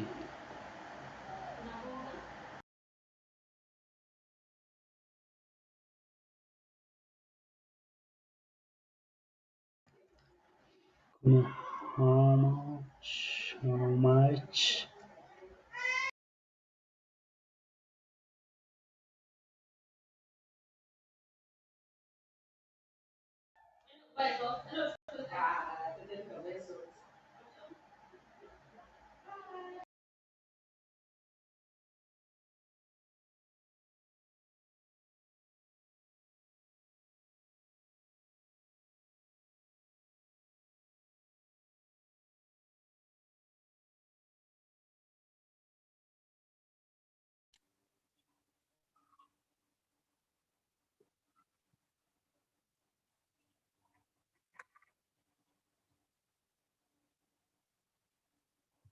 Are we waiting for someone? Benson, team leader.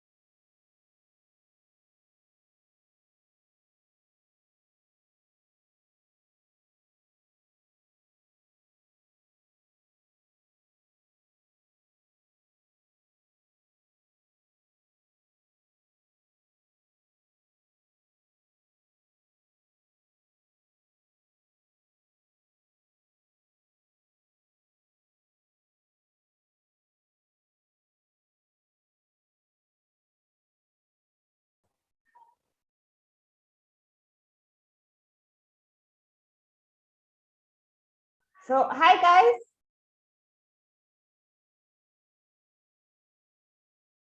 Group 1. Hi, Madeline. Hi, how are you? Fine.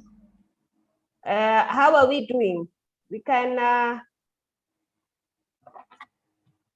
we are clear on what we are doing? First and foremost, do you have the pre-work here with you? Does at least one of you have the pre-work?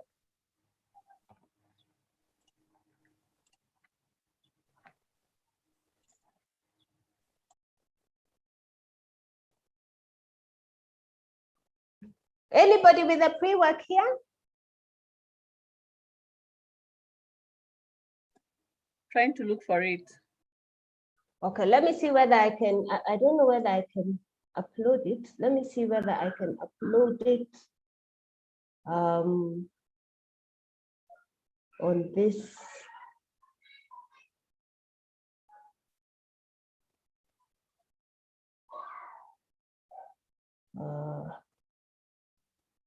Okay, so how do I do this?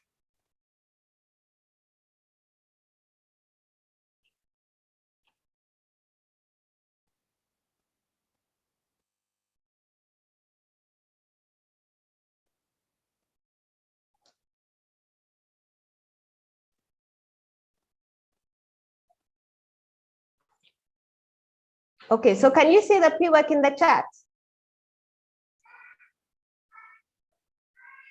The go-getter pre-work.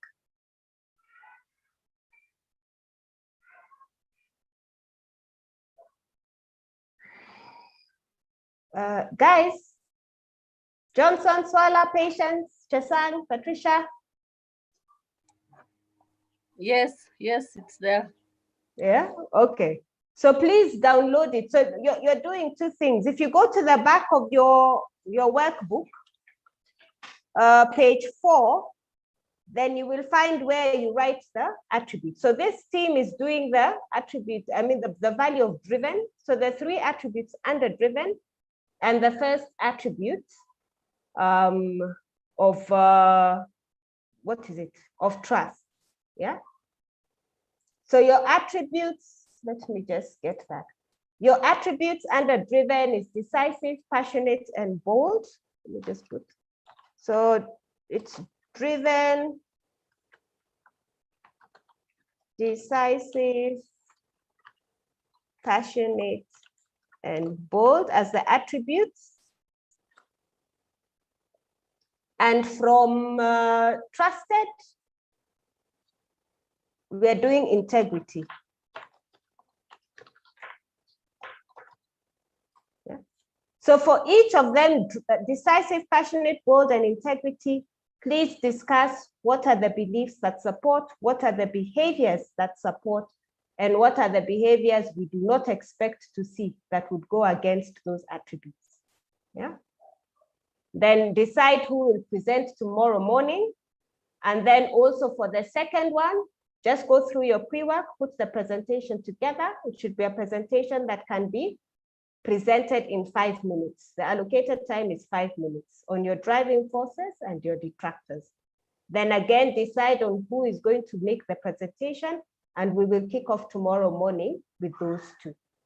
Yeah. And once you're done, please feel free just to leave. We are not going to convene again together after this. You close the day when you're done with your discussions, and then we meet tomorrow at 8 in the morning.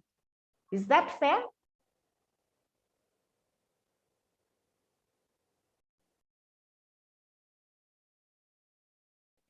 Yes, it is.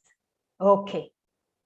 Thank you. I'll be in the main room if anybody needs to come back to ask any questions. But with that, let me go to group 2, just to ensure that they're okay.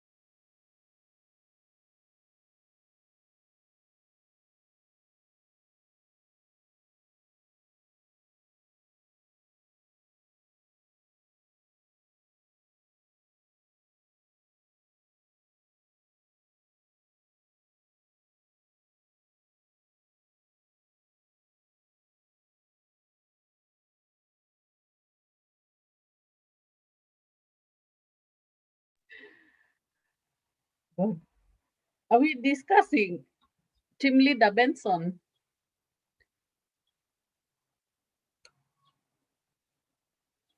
Okay.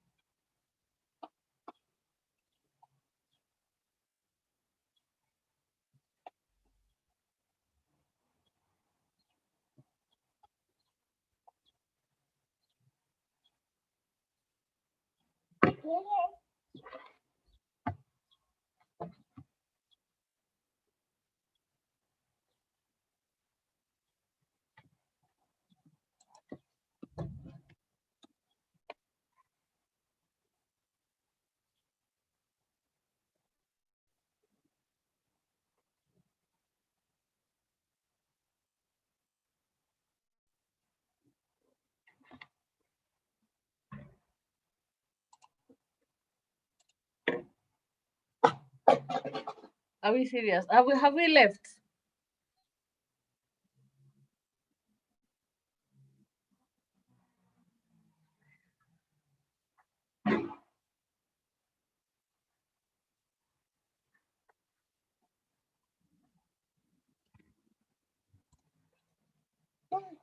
Patricia.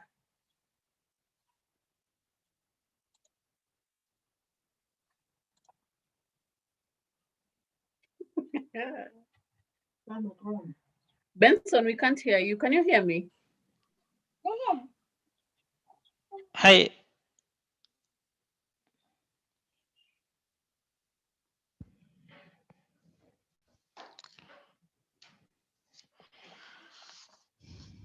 Okay, team, let's start so that we finish quickly. Kendra, please, can you go?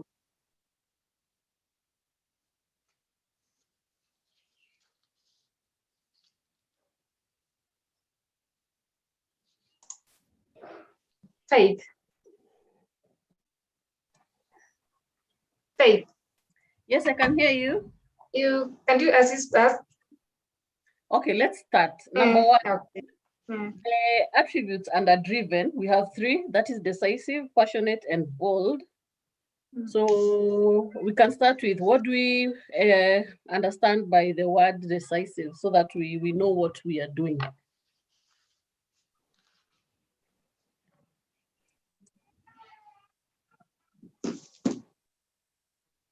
Decisive.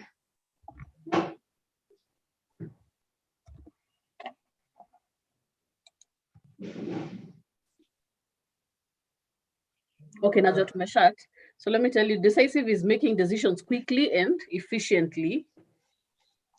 So under that attribute, what are the beliefs that support this specific attribute? What is that thing? Pardon?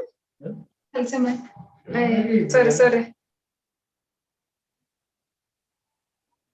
So I'm saying decisive is making decisions quickly and efficiently. So what is that thing that we believe that supports a person being decisive?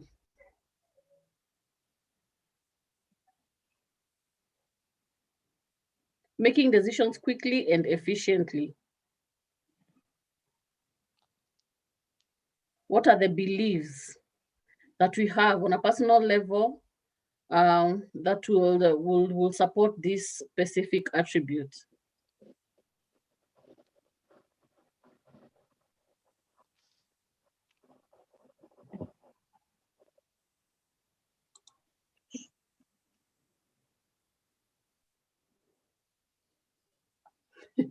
Philemon.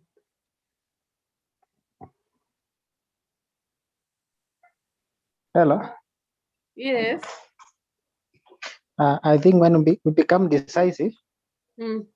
we'll be able to come up with ways of solving problems that require urgent attention. For our case, when we are, for instance, Yes, I can hear you. When I can bring it home, when we are solving like customer complaints, so that we can offer effective customer service, we need to be decisive. Okay, so when we are writing down what are the beliefs that support this attribute, put it in a sentence. What should we say? Can we say that being decisive will reduce customer complaints? Hello. You can hear me?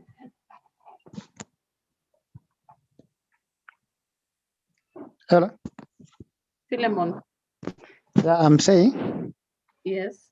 When we become decisive, we solve problems that require a very urgent attention. For instance, customer complaints.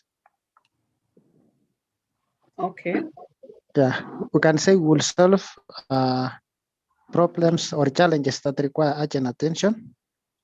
For instance, customer complaints. That is my thought. Solve problems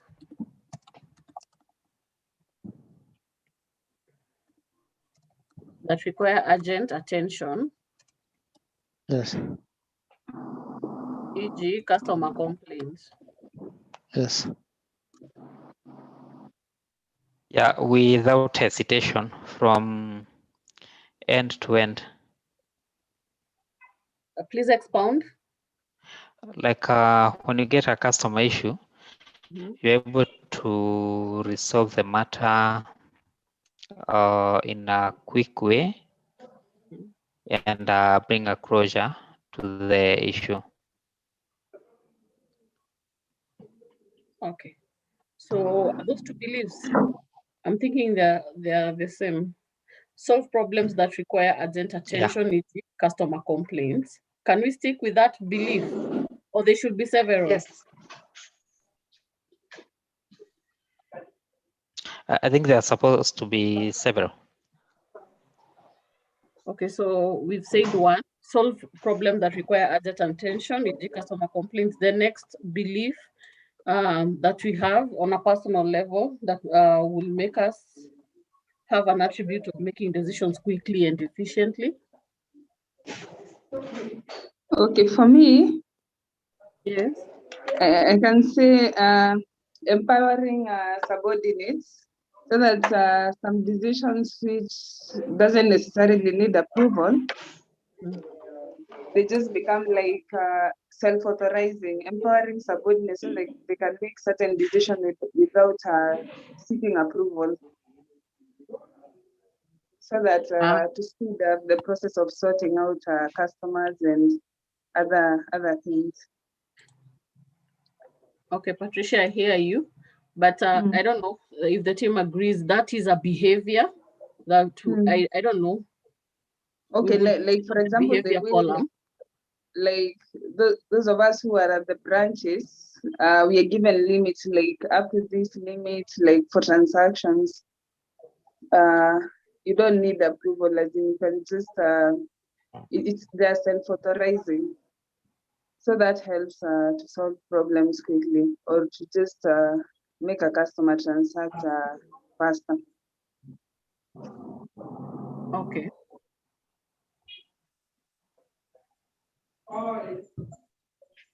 I was saying, does that fall under belief or it's a behavior? Because you see, we have what are the beliefs that support the attribute of decisive, and what is the behavior? Yeah, it is a behavior. Yeah. So under behavior, we will write that trusting staff with some decisions, that will make. Will speed up the processes. That will make customer experience seamless. And save time. Time saving. Yes. So I've written trusting staff with decisions that will make customer experience seamless and time saving. Yes. Is that okay? Yes.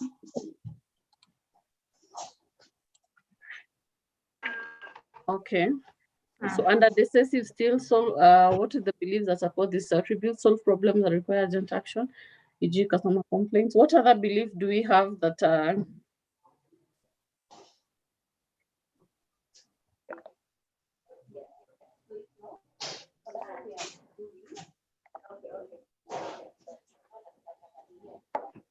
my opinion is that for you to be decisive, it means that you have to be reacting to a very urgent need at that specific time, be it a customer complaint, be it something that you need to quickly give approvals in, or something that you need to quickly engage with staff so that things can happen.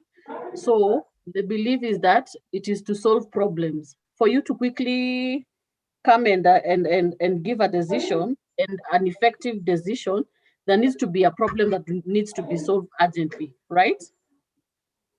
Yes.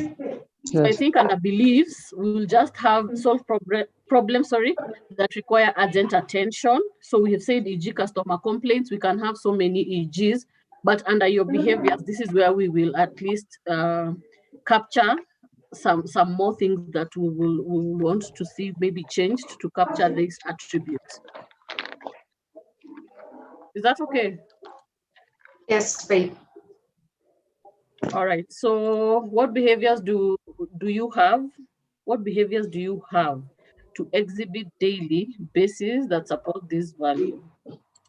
What behaviors do we have? So we've said trusting staff with decision. These are our suggestions. They are not behaviors that we are currently doing. Do you understand? The sheet is clear. In your tasks, what behaviors do you have to exhibit daily basis that support this value? So what are we currently doing to support this value?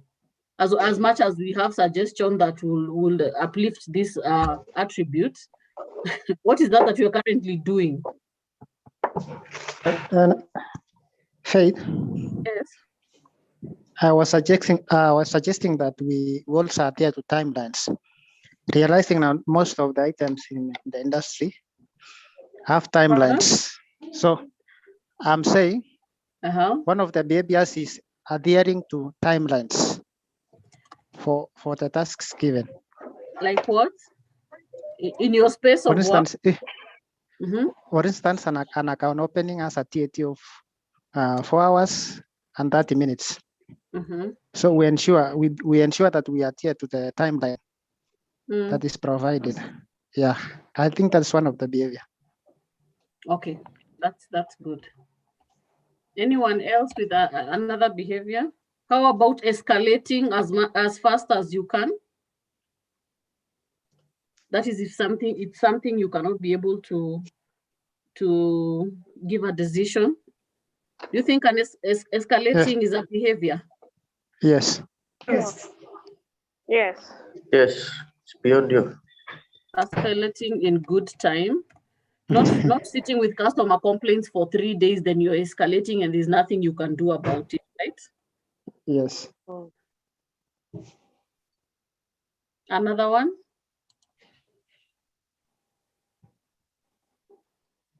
So we are escalating, we are adhering to a TAT.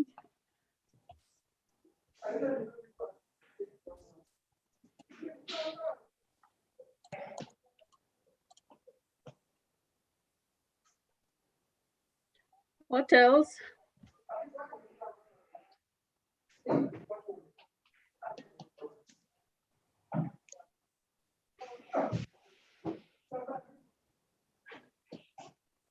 Do you think another behavior is knowing our products? Yes. Yeah. For instance, if a customer came to your desk and whatever they were looking for you weren't able to offer them at that specific point, probably there's another product that it would assist them. You see, knowing our products will make you really think very fast and communicate this to the customer so that they have something else they can look out for, not necessarily what brought them to the bank. Yes, that is being knowledgeable. Yeah, being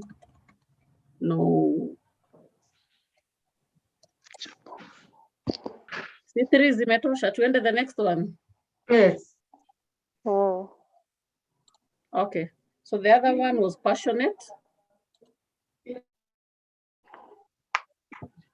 Hey. So, what is passionate? Passionate is strong feelings about something or a strong belief in something. Yes, sorry. Yes. We are not done with the detracting behaviors for the decisive attribute. Yes. You're supposed to do positive and negative. Yeah, there is a detracting behavior for the decisive attribute. So let us finish with the decisive so that we. All right.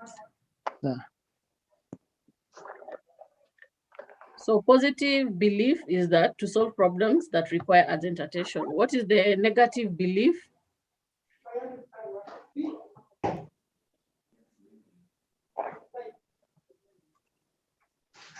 Were we supposed to discuss the negative belief? According to Philemon, me, I don't know. I don't think. Philemon, I think we are mixing things. Let me Yeah, see. because I think that one is for the next exercise. Negative are those for that paper that whatever. It's called what? Benson. Pre-work. The pre-course activity. I thought we were supposed to discuss. I took a screenshot of that. Hello? No, for this one, Yes. Benson, I think for this one, we are supposed to just discuss the behaviors that you exhibit daily basis that support a value.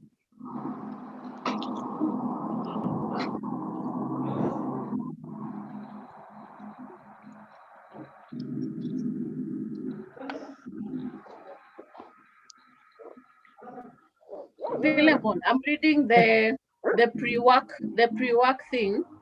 And this is where we will capture the positive and negative, because it's saying in the midst of excitement about the new culture, you look around your working environment and realize that there are forces that are either driving or restraining adoption of the Go-Gelter culture. You know that the driving forces are conditions, situations, and actions. The restraining forces are quite strong. You reflect on the restraining forces. So, Philem, on this one, we get it into this other nini, the pre-course activity. Exactly. Okay, So okay. the other will be Can carry on. driving forces and restraining forces. Yeah. Sawa. So We can let's move on. assume that we have finished decisive, right? Passionate. So we go to passionate. And passionate, what is passionate? It's a strong belief in something or strong feelings about something. So Having interest in something. yeah. So what are the beliefs that support this attribute? What do you believe in? Is that when you're passionate about something, what will happen?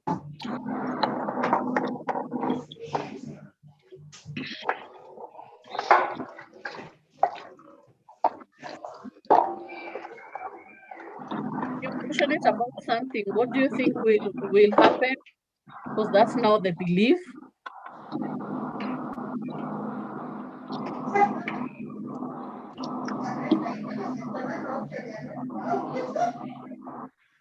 Hello, I think when you're passionate about something, you'll go the extra mile. Can you hear me? Yes, Irene. Yes. You'll go the extra mile in doing your duties and ensuring that you've met the customer's demands in whatever way possible. If, for example, you need to seek for a waiver for something to happen, at the end of the day, you've been able to meet the customer's goals. So I think that is what portrays your passion. Okay, thanks, Irene. Allow me to just put it in a few words and tell me whether I've captured what you want to say. The belief here is excellent customer service. Then the behavior would be going the extra mile to ensure that your customers' needs are fulfilled, right?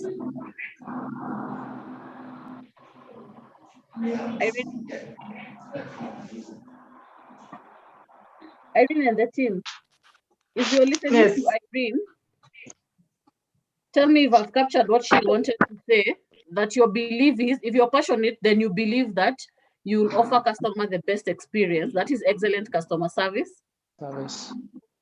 Then what the behavior in this case Irene is trying to demonstrate is that you will go that extra mile to ensure that your customer gets what they want. That's okay, Faith. It's okay, Faith. Irene.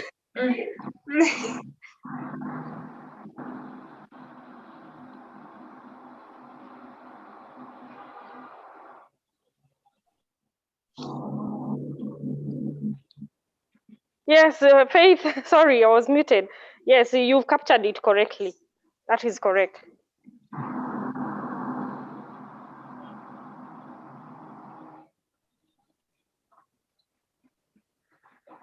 So I'm writing under beliefs is that will exhibit excellent customer. No, that's not right. Solve problems that require urgent action. So this one will be exhibit excellent customer service. So under behavior, right, go the extra mile to ensure your customers' needs are met. Do you have any other belief that if you're passionate about something, then something will happen?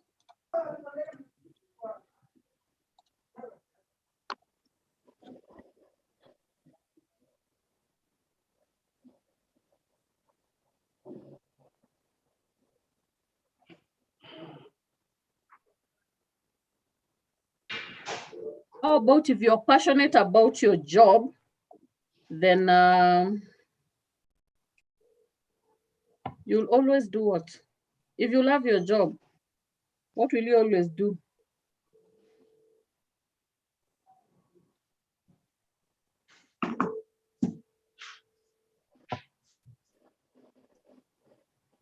You do anything so that you don't lose.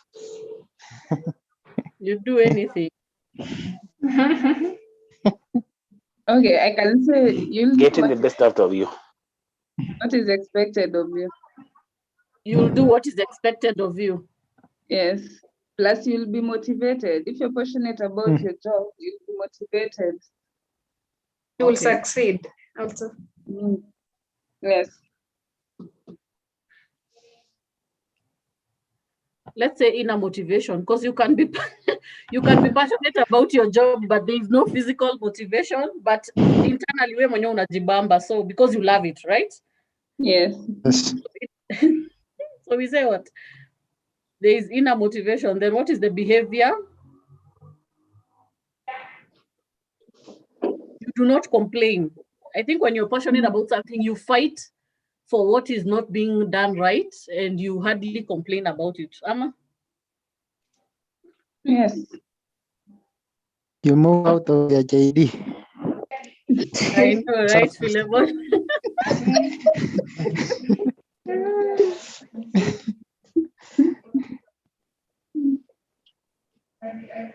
I'm saying, and I believe you become self-motivated, right? Yes. And what are the behaviors? Self-motivated, then behaviors is Succeed. you succeed.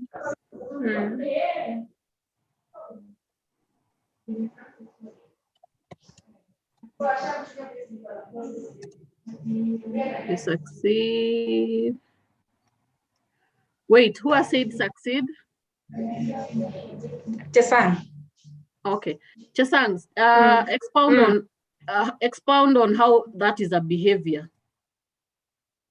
Because you see, my understanding is that a behavior is something.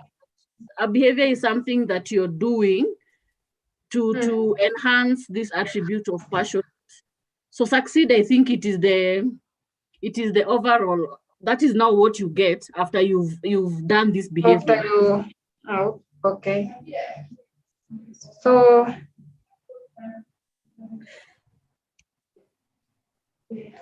what do we say?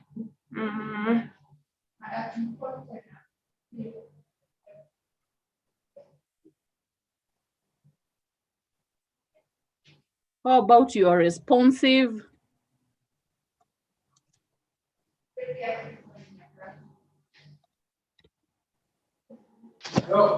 It can be another behavior. Yes. Yeah, because you see, if it's something that you really like, and if somebody is asking questions about it, then you're very quick, to answer, so that you defend your position. Like you're also knowledgeable. Like you know what you're doing. You have that knowledge of what is expected of you. Yes, you're responsive, knowledgeable.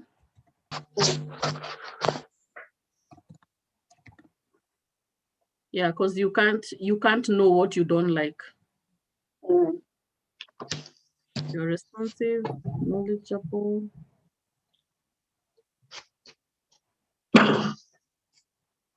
Faith, to add on that, Yes, I think you also have discipline. You're disciplined.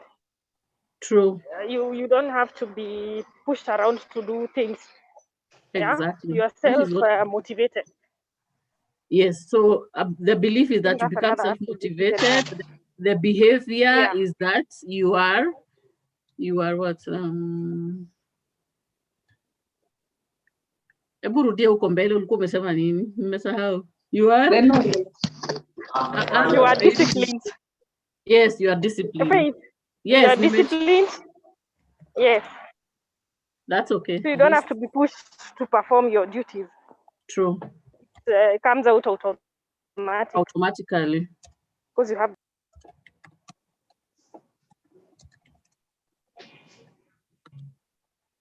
Fantastic. Well, tunataka kunini kuenda work-life balance. So let's go to the third one. So the third one is bold. What does bold mean? It shows willingness to take risk. Daring.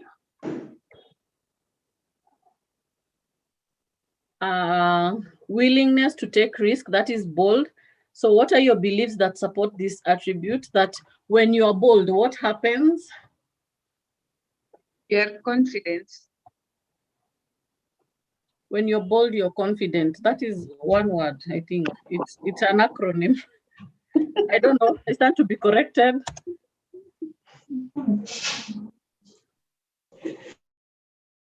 Like you're sure of what you're doing. You're sure, like you know what you're doing. Yes. So we write your what do you believe? When you tell yourself that you're bold, what are you believing?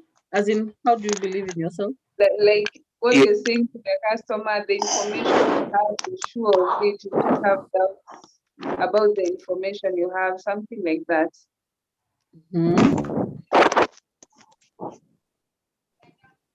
What about you'll be able to solve a crisis? Is that a belief or a behavior? Your mic is a little shaky. Sorry? Okay, repeat. No, your mic is okay.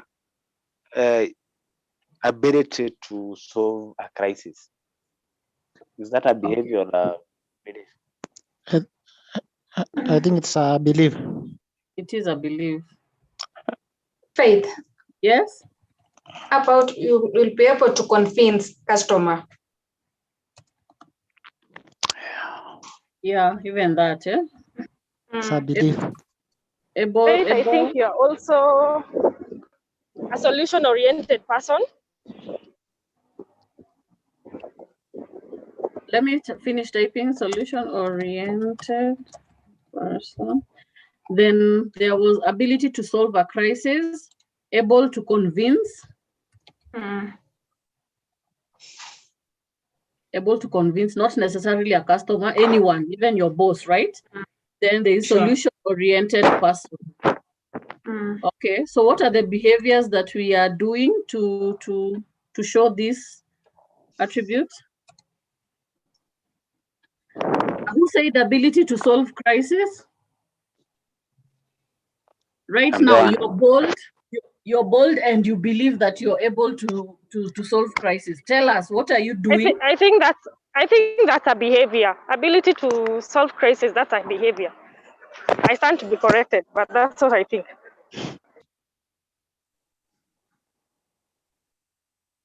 Solution-oriented person. Ability to solve a crisis. Okay, I think, Irene, I get where you're coming from.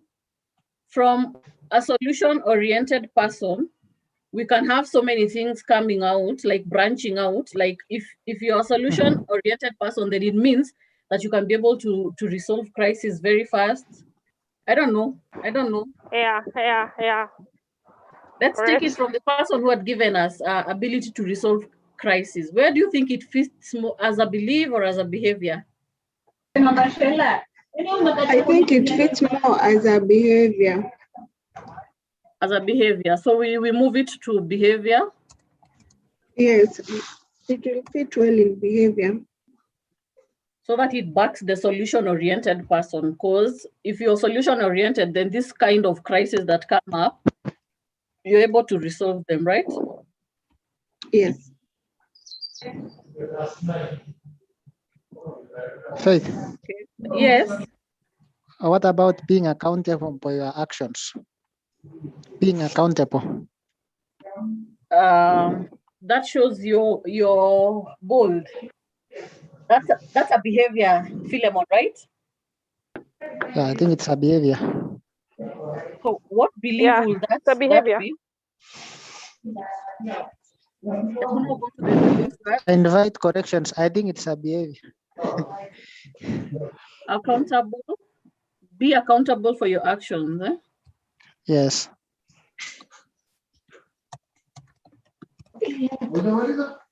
Yeah, it is true. It is a behavior, because if you do something and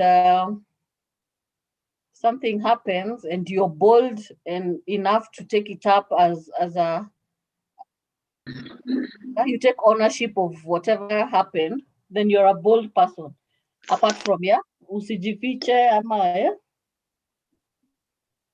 I think accountable for your actions. Kama ni mbaya ni mbaya.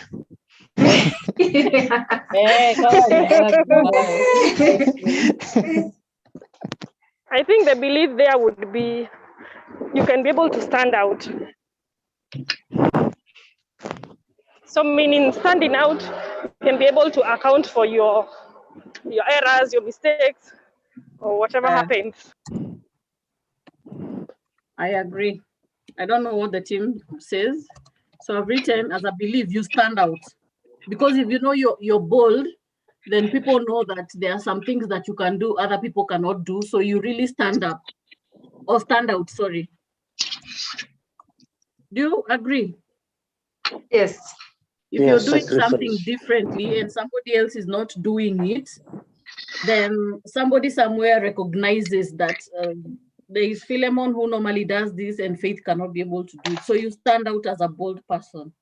So I agree with Irene. So we have 3 points under belief, able to convince, solution-oriented, and you stand out. Then the behaviors will be ability to solve a crisis. We have accountable for your actions. What behaviors do you do for you to stand out currently? Irene, what would you say you're currently doing for you to stand out?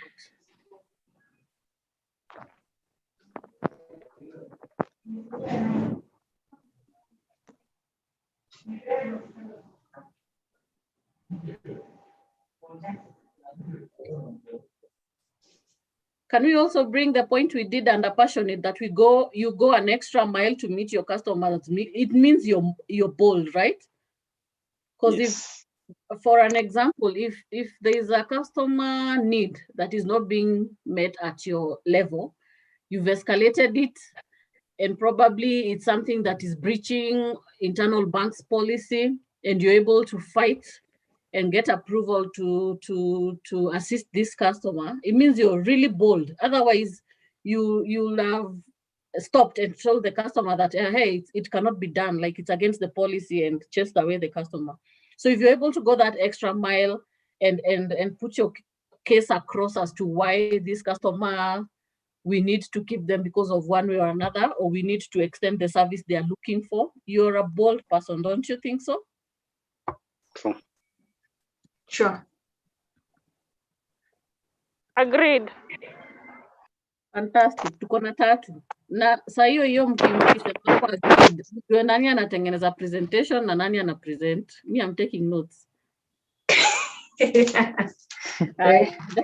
The fourth attribute was under trust. So we are doing integrity. We are done with the behaviors. Yes. For the bold. Yes. We have 3. Latine, unless you want to give us one more. No, there was a connectivity problem, yeah. Yeah. So I wrote here for you.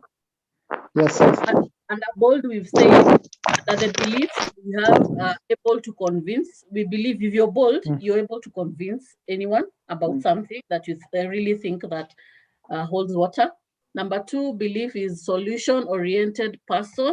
If you're bold, you can, you are a solution-oriented person. You can be able to give solutions very fast. The other one will be you stand out, because there are so many people around you who would not be able to do what you're doing as a bold person. So you really stand out at that particular point. What we have said under the behaviors that we do under bold is that you're able to solve a crisis, okay? Then you're accountable for your actions, right? As a bold person is able to be accountable for their actions. Then the other thing is you'll go the extra mile. So you're a bold person, those policies that have been put in place by the bank, you go the extra mile and probably even get extra approvals for you to assist your customer or for you to get what you need. yeah, for business. Like Philemon, are we okay? Yeah. Yes. All right. So the other value was trust, but now we are looking at the attribute of integrity.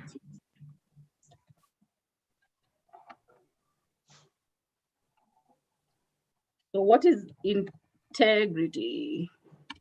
Is being honest. Yes. Integrity is honesty, uprightness. So under integrity, what will we say? What are the beliefs? When you say this person is or when you say that I have integrity, what do you believe in?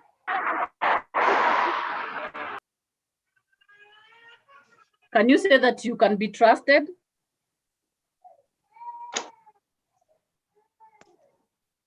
Done. Yes.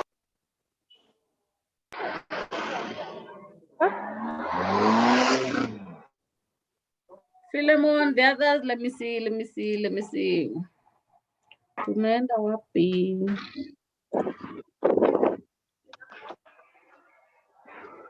Chesang. What do you think? Being honest. Okay, so belief, we say what? When you say Chesang has the highest level of integrity, what do you believe that person has? He's honest, right? Yes.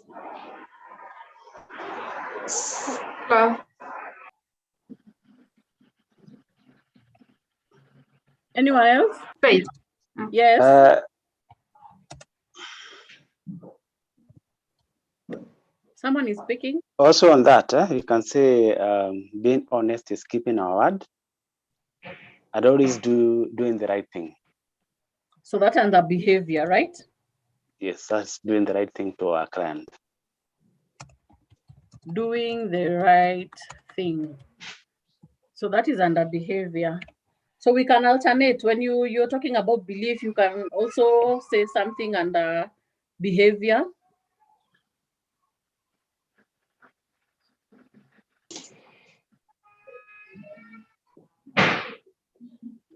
Faith. Yes. Maybe you can also say the person is respectful. The person is respectful. Yeah. So that is under belief. Yes. What are your beliefs that supports this attribute? A person who has integrity is respectful. Okay, I've written it down.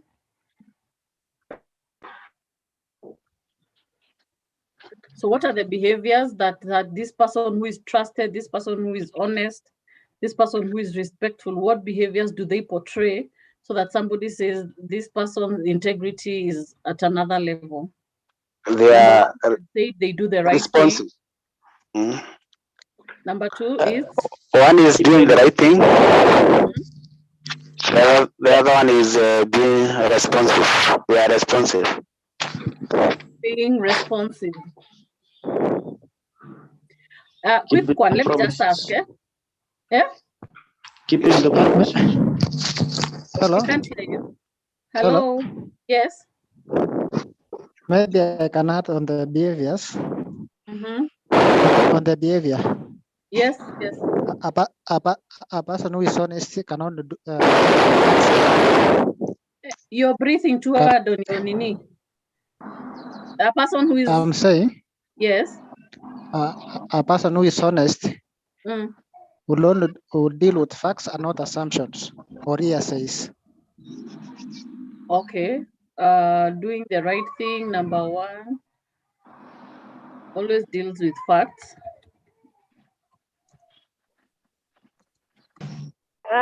They also avoid shortcuts. They follow the process to the latter. Yes.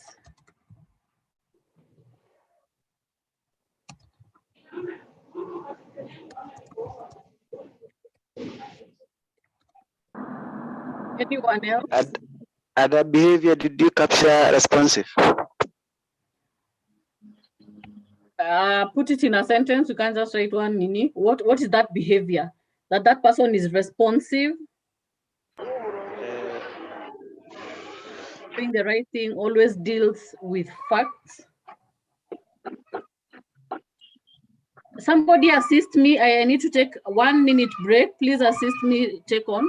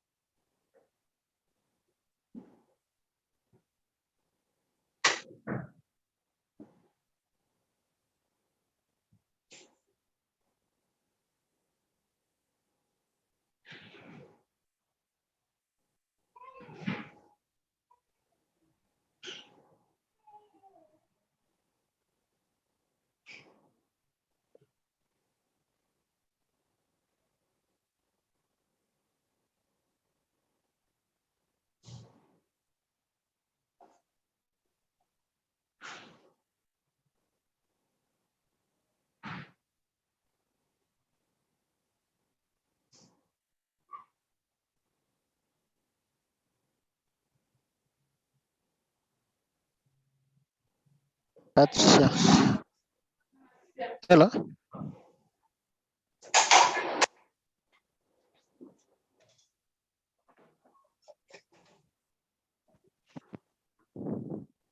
Hello.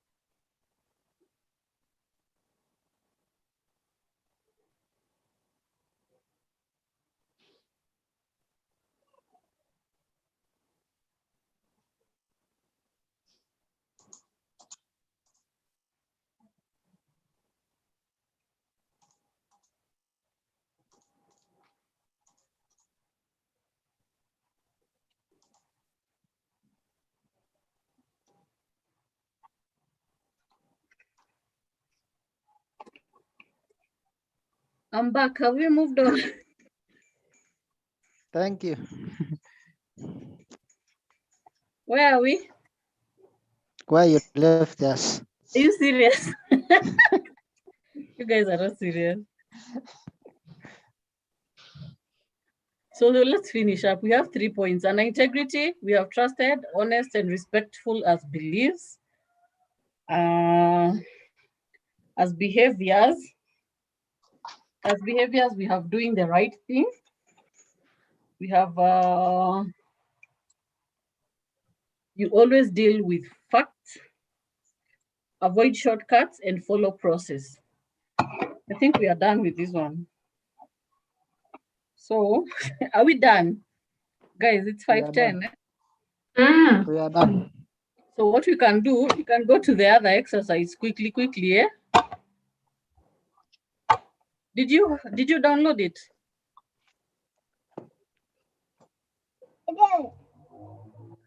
If you hear background noise, please just Nini. Bear with me. So I'll read it out so that we finish haraka. Pre-course activity. The go-getter culture was launched on 15th February 2021 when Ncba 1.0 began its journey of being a driven, open, responsive, and trusted organization. We now have to put shoulder to wheel and start implementing our Ncba way. As part of the implementation process, we have been appointed on the Go team, a team tasked with inculcating the Ncba way. In the midst of the excitement about the new culture, you look around your working environment and realize that there are forces that are either driving or restricting adoption of the go-getter culture. You note that the driving forces are conditions, situations, and actions that promote support or enable adoption of the Ncba value and behavior. You also realize that after restraining forces are quite strong. You reflect on the restraining forces. Those actions, conditions, obstacles, hindrances, working against living of the new culture. As you ponder onto the two opposing forces, you realize that something needs to be done about it and raise the matter with the Go team leader. So Go team task, compile for your go-getter team leader a maximum of 3 driving forces and restraining forces that you have observed. So let's start with number 1. What is the driving force? What are those forces that are driving us to live the culture, the go-getter culture, or to live it? We start with the positives. The first one. Technology. Yes. Are we supposed to explain, discuss with your team and agree on 3 areas that needs to be taken advantage or addressed? Okay, we'll go to the second one. Let's just first of all note down. The first one is technology. Number 2. Conducive working environment. But conducive. Yes, working environment. So conducive.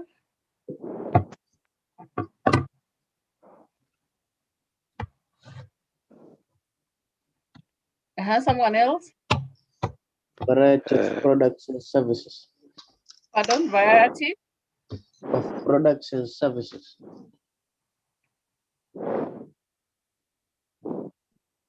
Hello, Faith. Yes. I'm lost again. Well, what are we talking about? The driving forces. The driving forces currently that are making us realize our go-getter culture. What is that positive thing that is happening in the bank currently that is enabling us to live this new culture that we are trying to adopt? So somebody mentioned technology. Somebody else mentioned conducive working environment is really contributing into the us realizing the culture. Somebody else said variety of products and services. All right. So probably we can take some 2 more, then we can vote for the 3 that we really feel are strong. I can say teamwork. So teamwork, yes.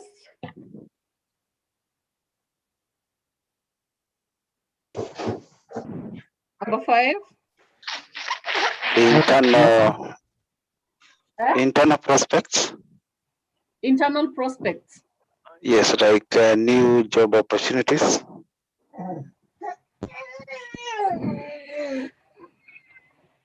Internal prospects. So we say what? IJS. Internal job advertisements. Or growth opportunities. Yes, that's right. Growth opportunities. Faith. Yes. Staff recognition. You're having those. Where are you? I come. Where are you? I come. Does it mean it's necessarily what is happening now? Yes, I thought so. I thought we were discussing what is currently happening, and we are on the positives to assist us achieve this Nini. Lady.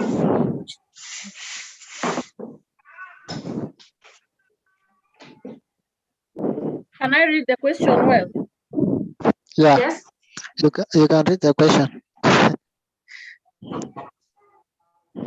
Okay. In the midst of the excitement about the new culture, you look around your working environment, so it is current, right? And realize that there are forces that are either driving or restraining adoption of the go-getter culture. Okay? You note that the driving forces are conditions, situations, and actions that promote, support, or enable. Okay, so these forces that are driving for us to achieve our culture, the go-getter culture. Remember the go-getter culture, it's a journey for being driven, open, responsive, and being a trusted organization. So what are those conditions? What are those situations in the bank currently? What are those actions that are happening in the bank currently that are driving us to achieve this culture? Are we now okay? Yes. So the first one we say technology. So is that a condition, situation, and action that promotes, support, or enable? So this technology enables, right? Yes. Yes. Then we go to conducive working environment. Conducive working environment is a condition, right? Because we feel comfortable in our offices and what, so we are able to realize these values that have been set out for the organization. The other one was variety of products and services. So this is what? Enable, adopt. These ones promote, don't you think? Actions that promote, support, or enable. So having variety of products and services promotes. That's my personal opinion.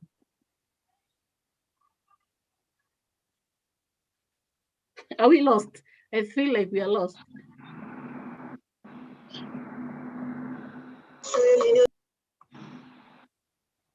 Tumalizeni, watu wamechoka. Then we have teamwork. I think that's an action that is really driving these forces. Then we have growth opportunities. These are what? Situations. Aya, tulikuwa tumefika hizo 5. Can we choose 3 that we want to use? Between technology, conducive working environment, variety of products and services, teamwork, growth opportunities.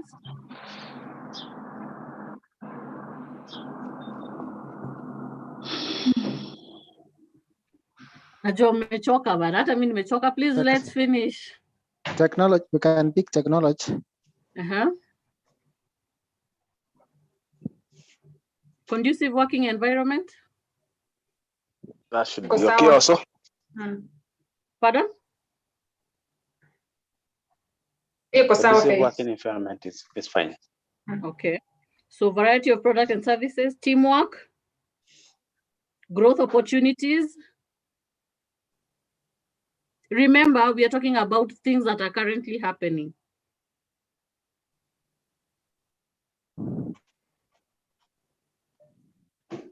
I think growth opportunities.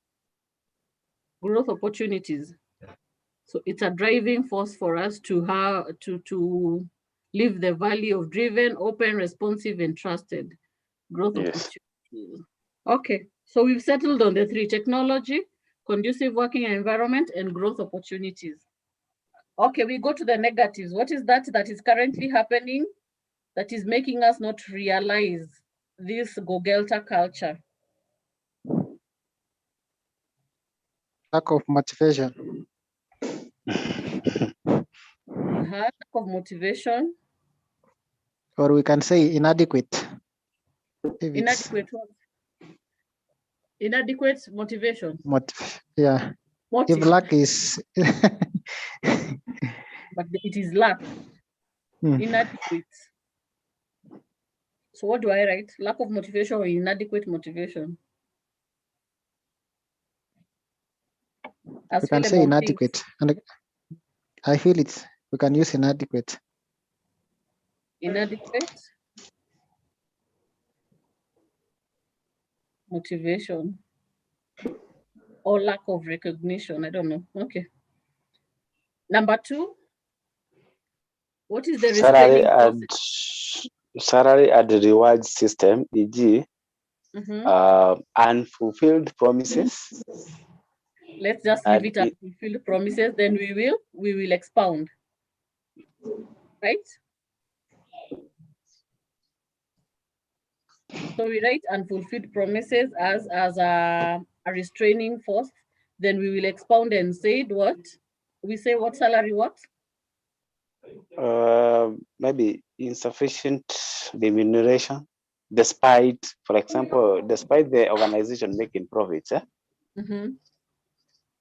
leading to lack of motivation. Okay. That's where bonus comes in.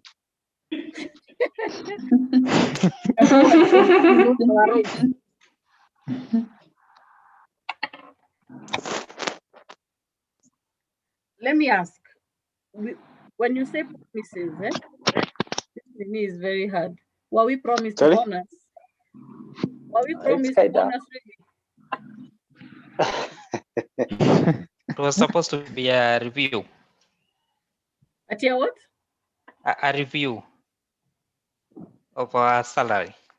Yeah. So we say unfulfilled promises. Then we will say lack of salary reviews, right? Or salary harmonization. Yeah. Stroke harmonization. What's the other, Nini? Negative? What's the other restraining force? Can you say psychological resistance to change? Fantastic. Psychological resistance to change. For example, due to merger, it's comfortable for the status quo to remain. Yeah, people want to remain status quo. Yes, and of course, it hampers responsiveness.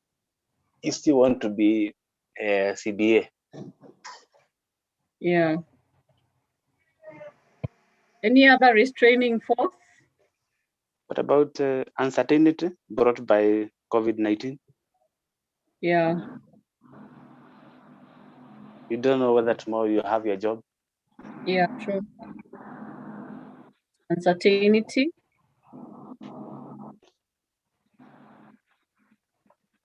Some other restraining forces, yes? Promotion without merit. What do you mean by that? It's not about who you know. Okay, I understand now. What will you say? Promotion without merit.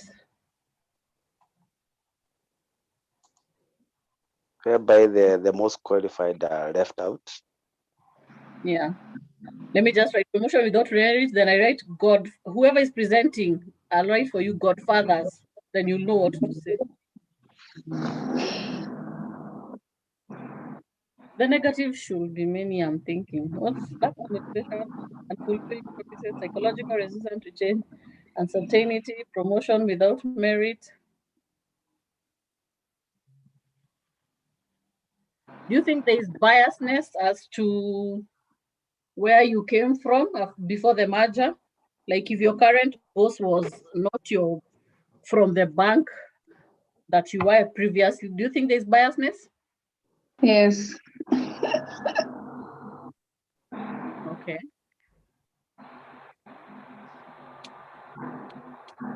It's only you who is going through biasness. The others are okay.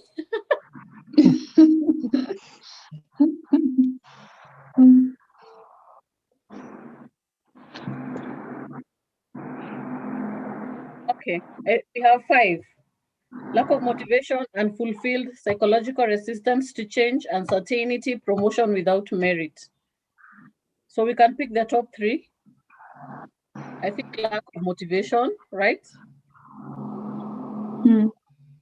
Then we have psychological resistance to change. Okay.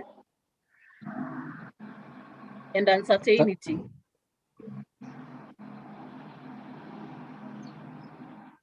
Do you agree? Yes. That's okay. Okay, let's finish. The second question says, my God, I'm tired. Discuss in your teams and agree on 3 of each of the forces that needs to be taken advantage of or addressed. Under the driving forces, discuss in your teams and agree on the 3 of each. On the driving, we said technology, conducive working environment, growth opportunity. So amongst the 3, which one do we think needs to be taken advantage of? Between technology, conducive working environment, and growth opportunities, which one needs to be taken advantage of for us to push on the Go Gelta culture? I think it's technology. So we should take technology. Anyone else with a different opinion?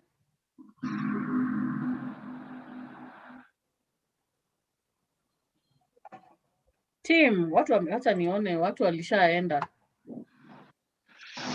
Peter Kamau.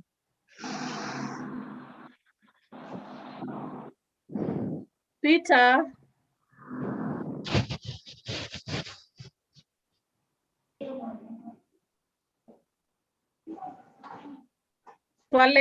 Swala. Sorry. Swala. Yes. What do you think? Among the 3, technology, conducive working environment, and growth opportunities, where should the bank really concentrate on to assist us achieve the Go Gelta culture? I think technology. Technology. Being So digital driven means customers can easily access their accounts and services at the comfort of their homes. All right. Anyone else? Or we are good? We take technology? Yes. Patience, are you responding to us? Hi, Faith. Hi. I would also go for technology. Okay, noted. Yeah. All right. So the other thing would be amongst the 3 restraining forces, which one do you want addressed like tomorrow? We have lack of motivation, psychological resistance to change, uncertainty. Which one would you want addressed? Personally, lack of motivation. Me too. Me too. So we are all in agreement that lack of motivation. If we are all motivated, then we will psychologically change and we will want to change. And if we are all motivated well, we will not have uncertainty, right? So we are lack of motivation is what needs to be addressed. Yes. Okay. The third question, and nimechoka. Develop a powerful presentation summarizing the agreed driving forces and restraining forces and action required. Be ready to make your presentation in 5 minutes at the training. Be as bold, as creative and imaginative as you possibly can, as there will be an evaluation panel to recognize the best team using the criteria. Isn't stories of presentation. Now, who is good in presentation skills?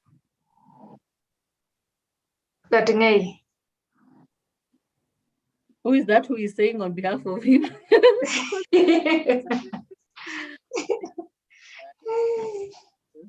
There is an evaluation criteria that there is quality of your observation, application of the Ncba values to each of the observations, how innovative and implementable are your recommendations, how creative and inspirational is your presentation. How creative. Okay, who is taking up that task? Tumalize.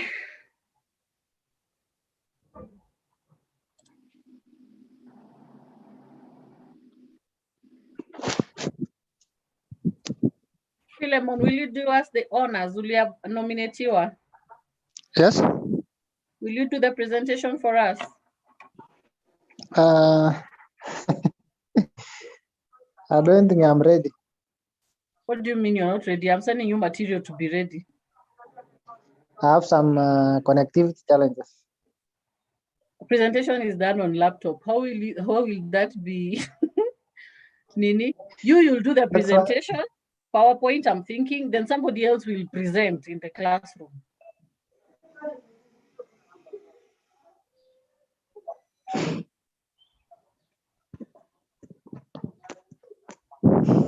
Dave, where is our Nini? Where is our group leader?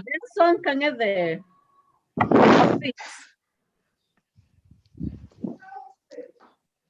I'm right here. Please appoint your team leader. So tell us who will do the presentation, who will present on our behalf tomorrow. I believe it's tomorrow. Yes, it is tomorrow. You have to. You appear to have better skills in that. How so? Communication skills. Okay, who is doing the presentation? I think you can do the presentation. Faith. Nyinyi nawaona sana. Tutakuona kando. Nawaona sana. Okay, I will work on it. I'm taking one for the team, but tutapatana nyinyi kwa corridors. Sawa, let's go home. Let's relax. Thank you, Faith. Tutakuona kando. See you tomorrow. Lazima tukutafute. Bye. Sawa, see you. Sawa. All right, see you tomorrow. See you. Bye-bye. Salimia watoto. Nawasalimia. Msalimia wazee. Okay, good. Bye.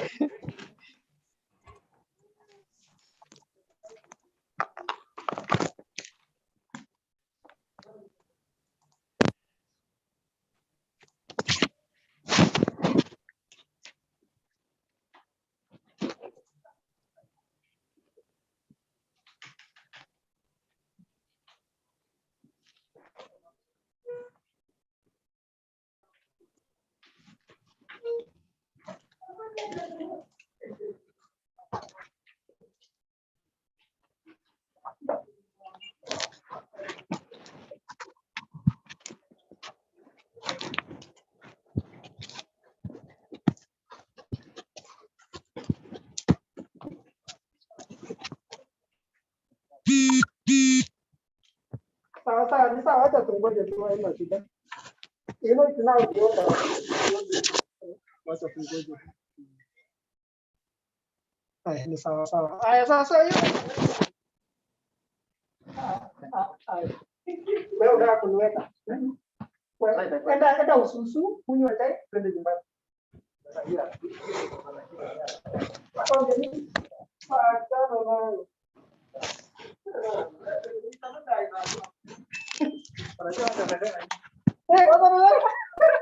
Angalia hivi screen. I'm not going to Niambia Mori alicheka na laonde. Alikuwa akiniona hivi anacheka. Nilimwambia tu I'm not going to speak in a single this training process inadequate lack of motivation in harmful promises. Psychology. Watu wamejiuza hao. Wamejiuza. Mimi am not getting much. Okay, kama na manage mimi. Okay. Fine. Hiyo ni kitu ninaona. Unajua wewe you know it's like uko off. Kama wewe unaweza manage hata uingie baadaye.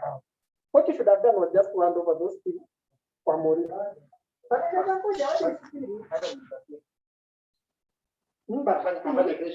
Anyway, how long will it take? Additional account. Closure tumefunga. Tumempatia closure tumefunga. Ya abuse. Ile ya kitu. Hiyo tumefunga. Mimi nimemwambia nafunga hiyo account. No, iko hivi. Una feel like if you sit there utamaliza sasa hivi. Those three things only. Tufanye basi fanye hata.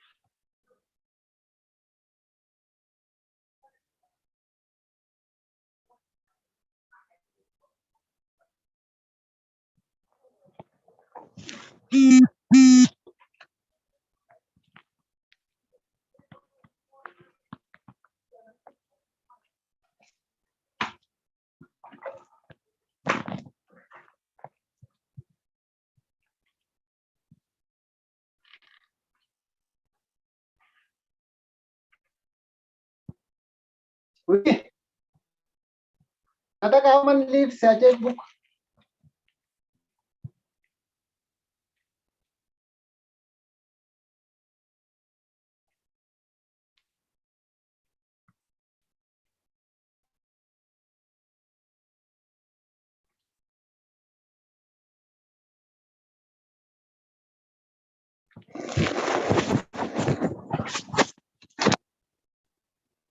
Anataka leaves ngapi ya checkbook?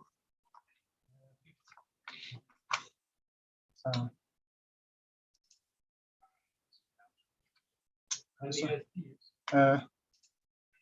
Sasa nafikiri ilikuwa imeskaniwa hii.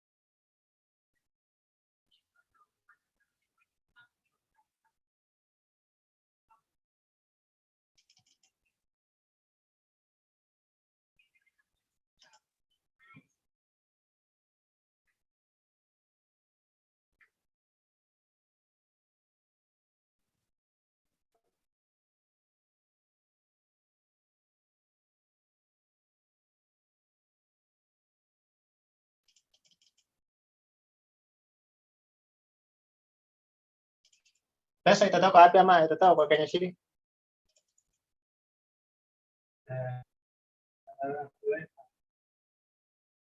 Sasa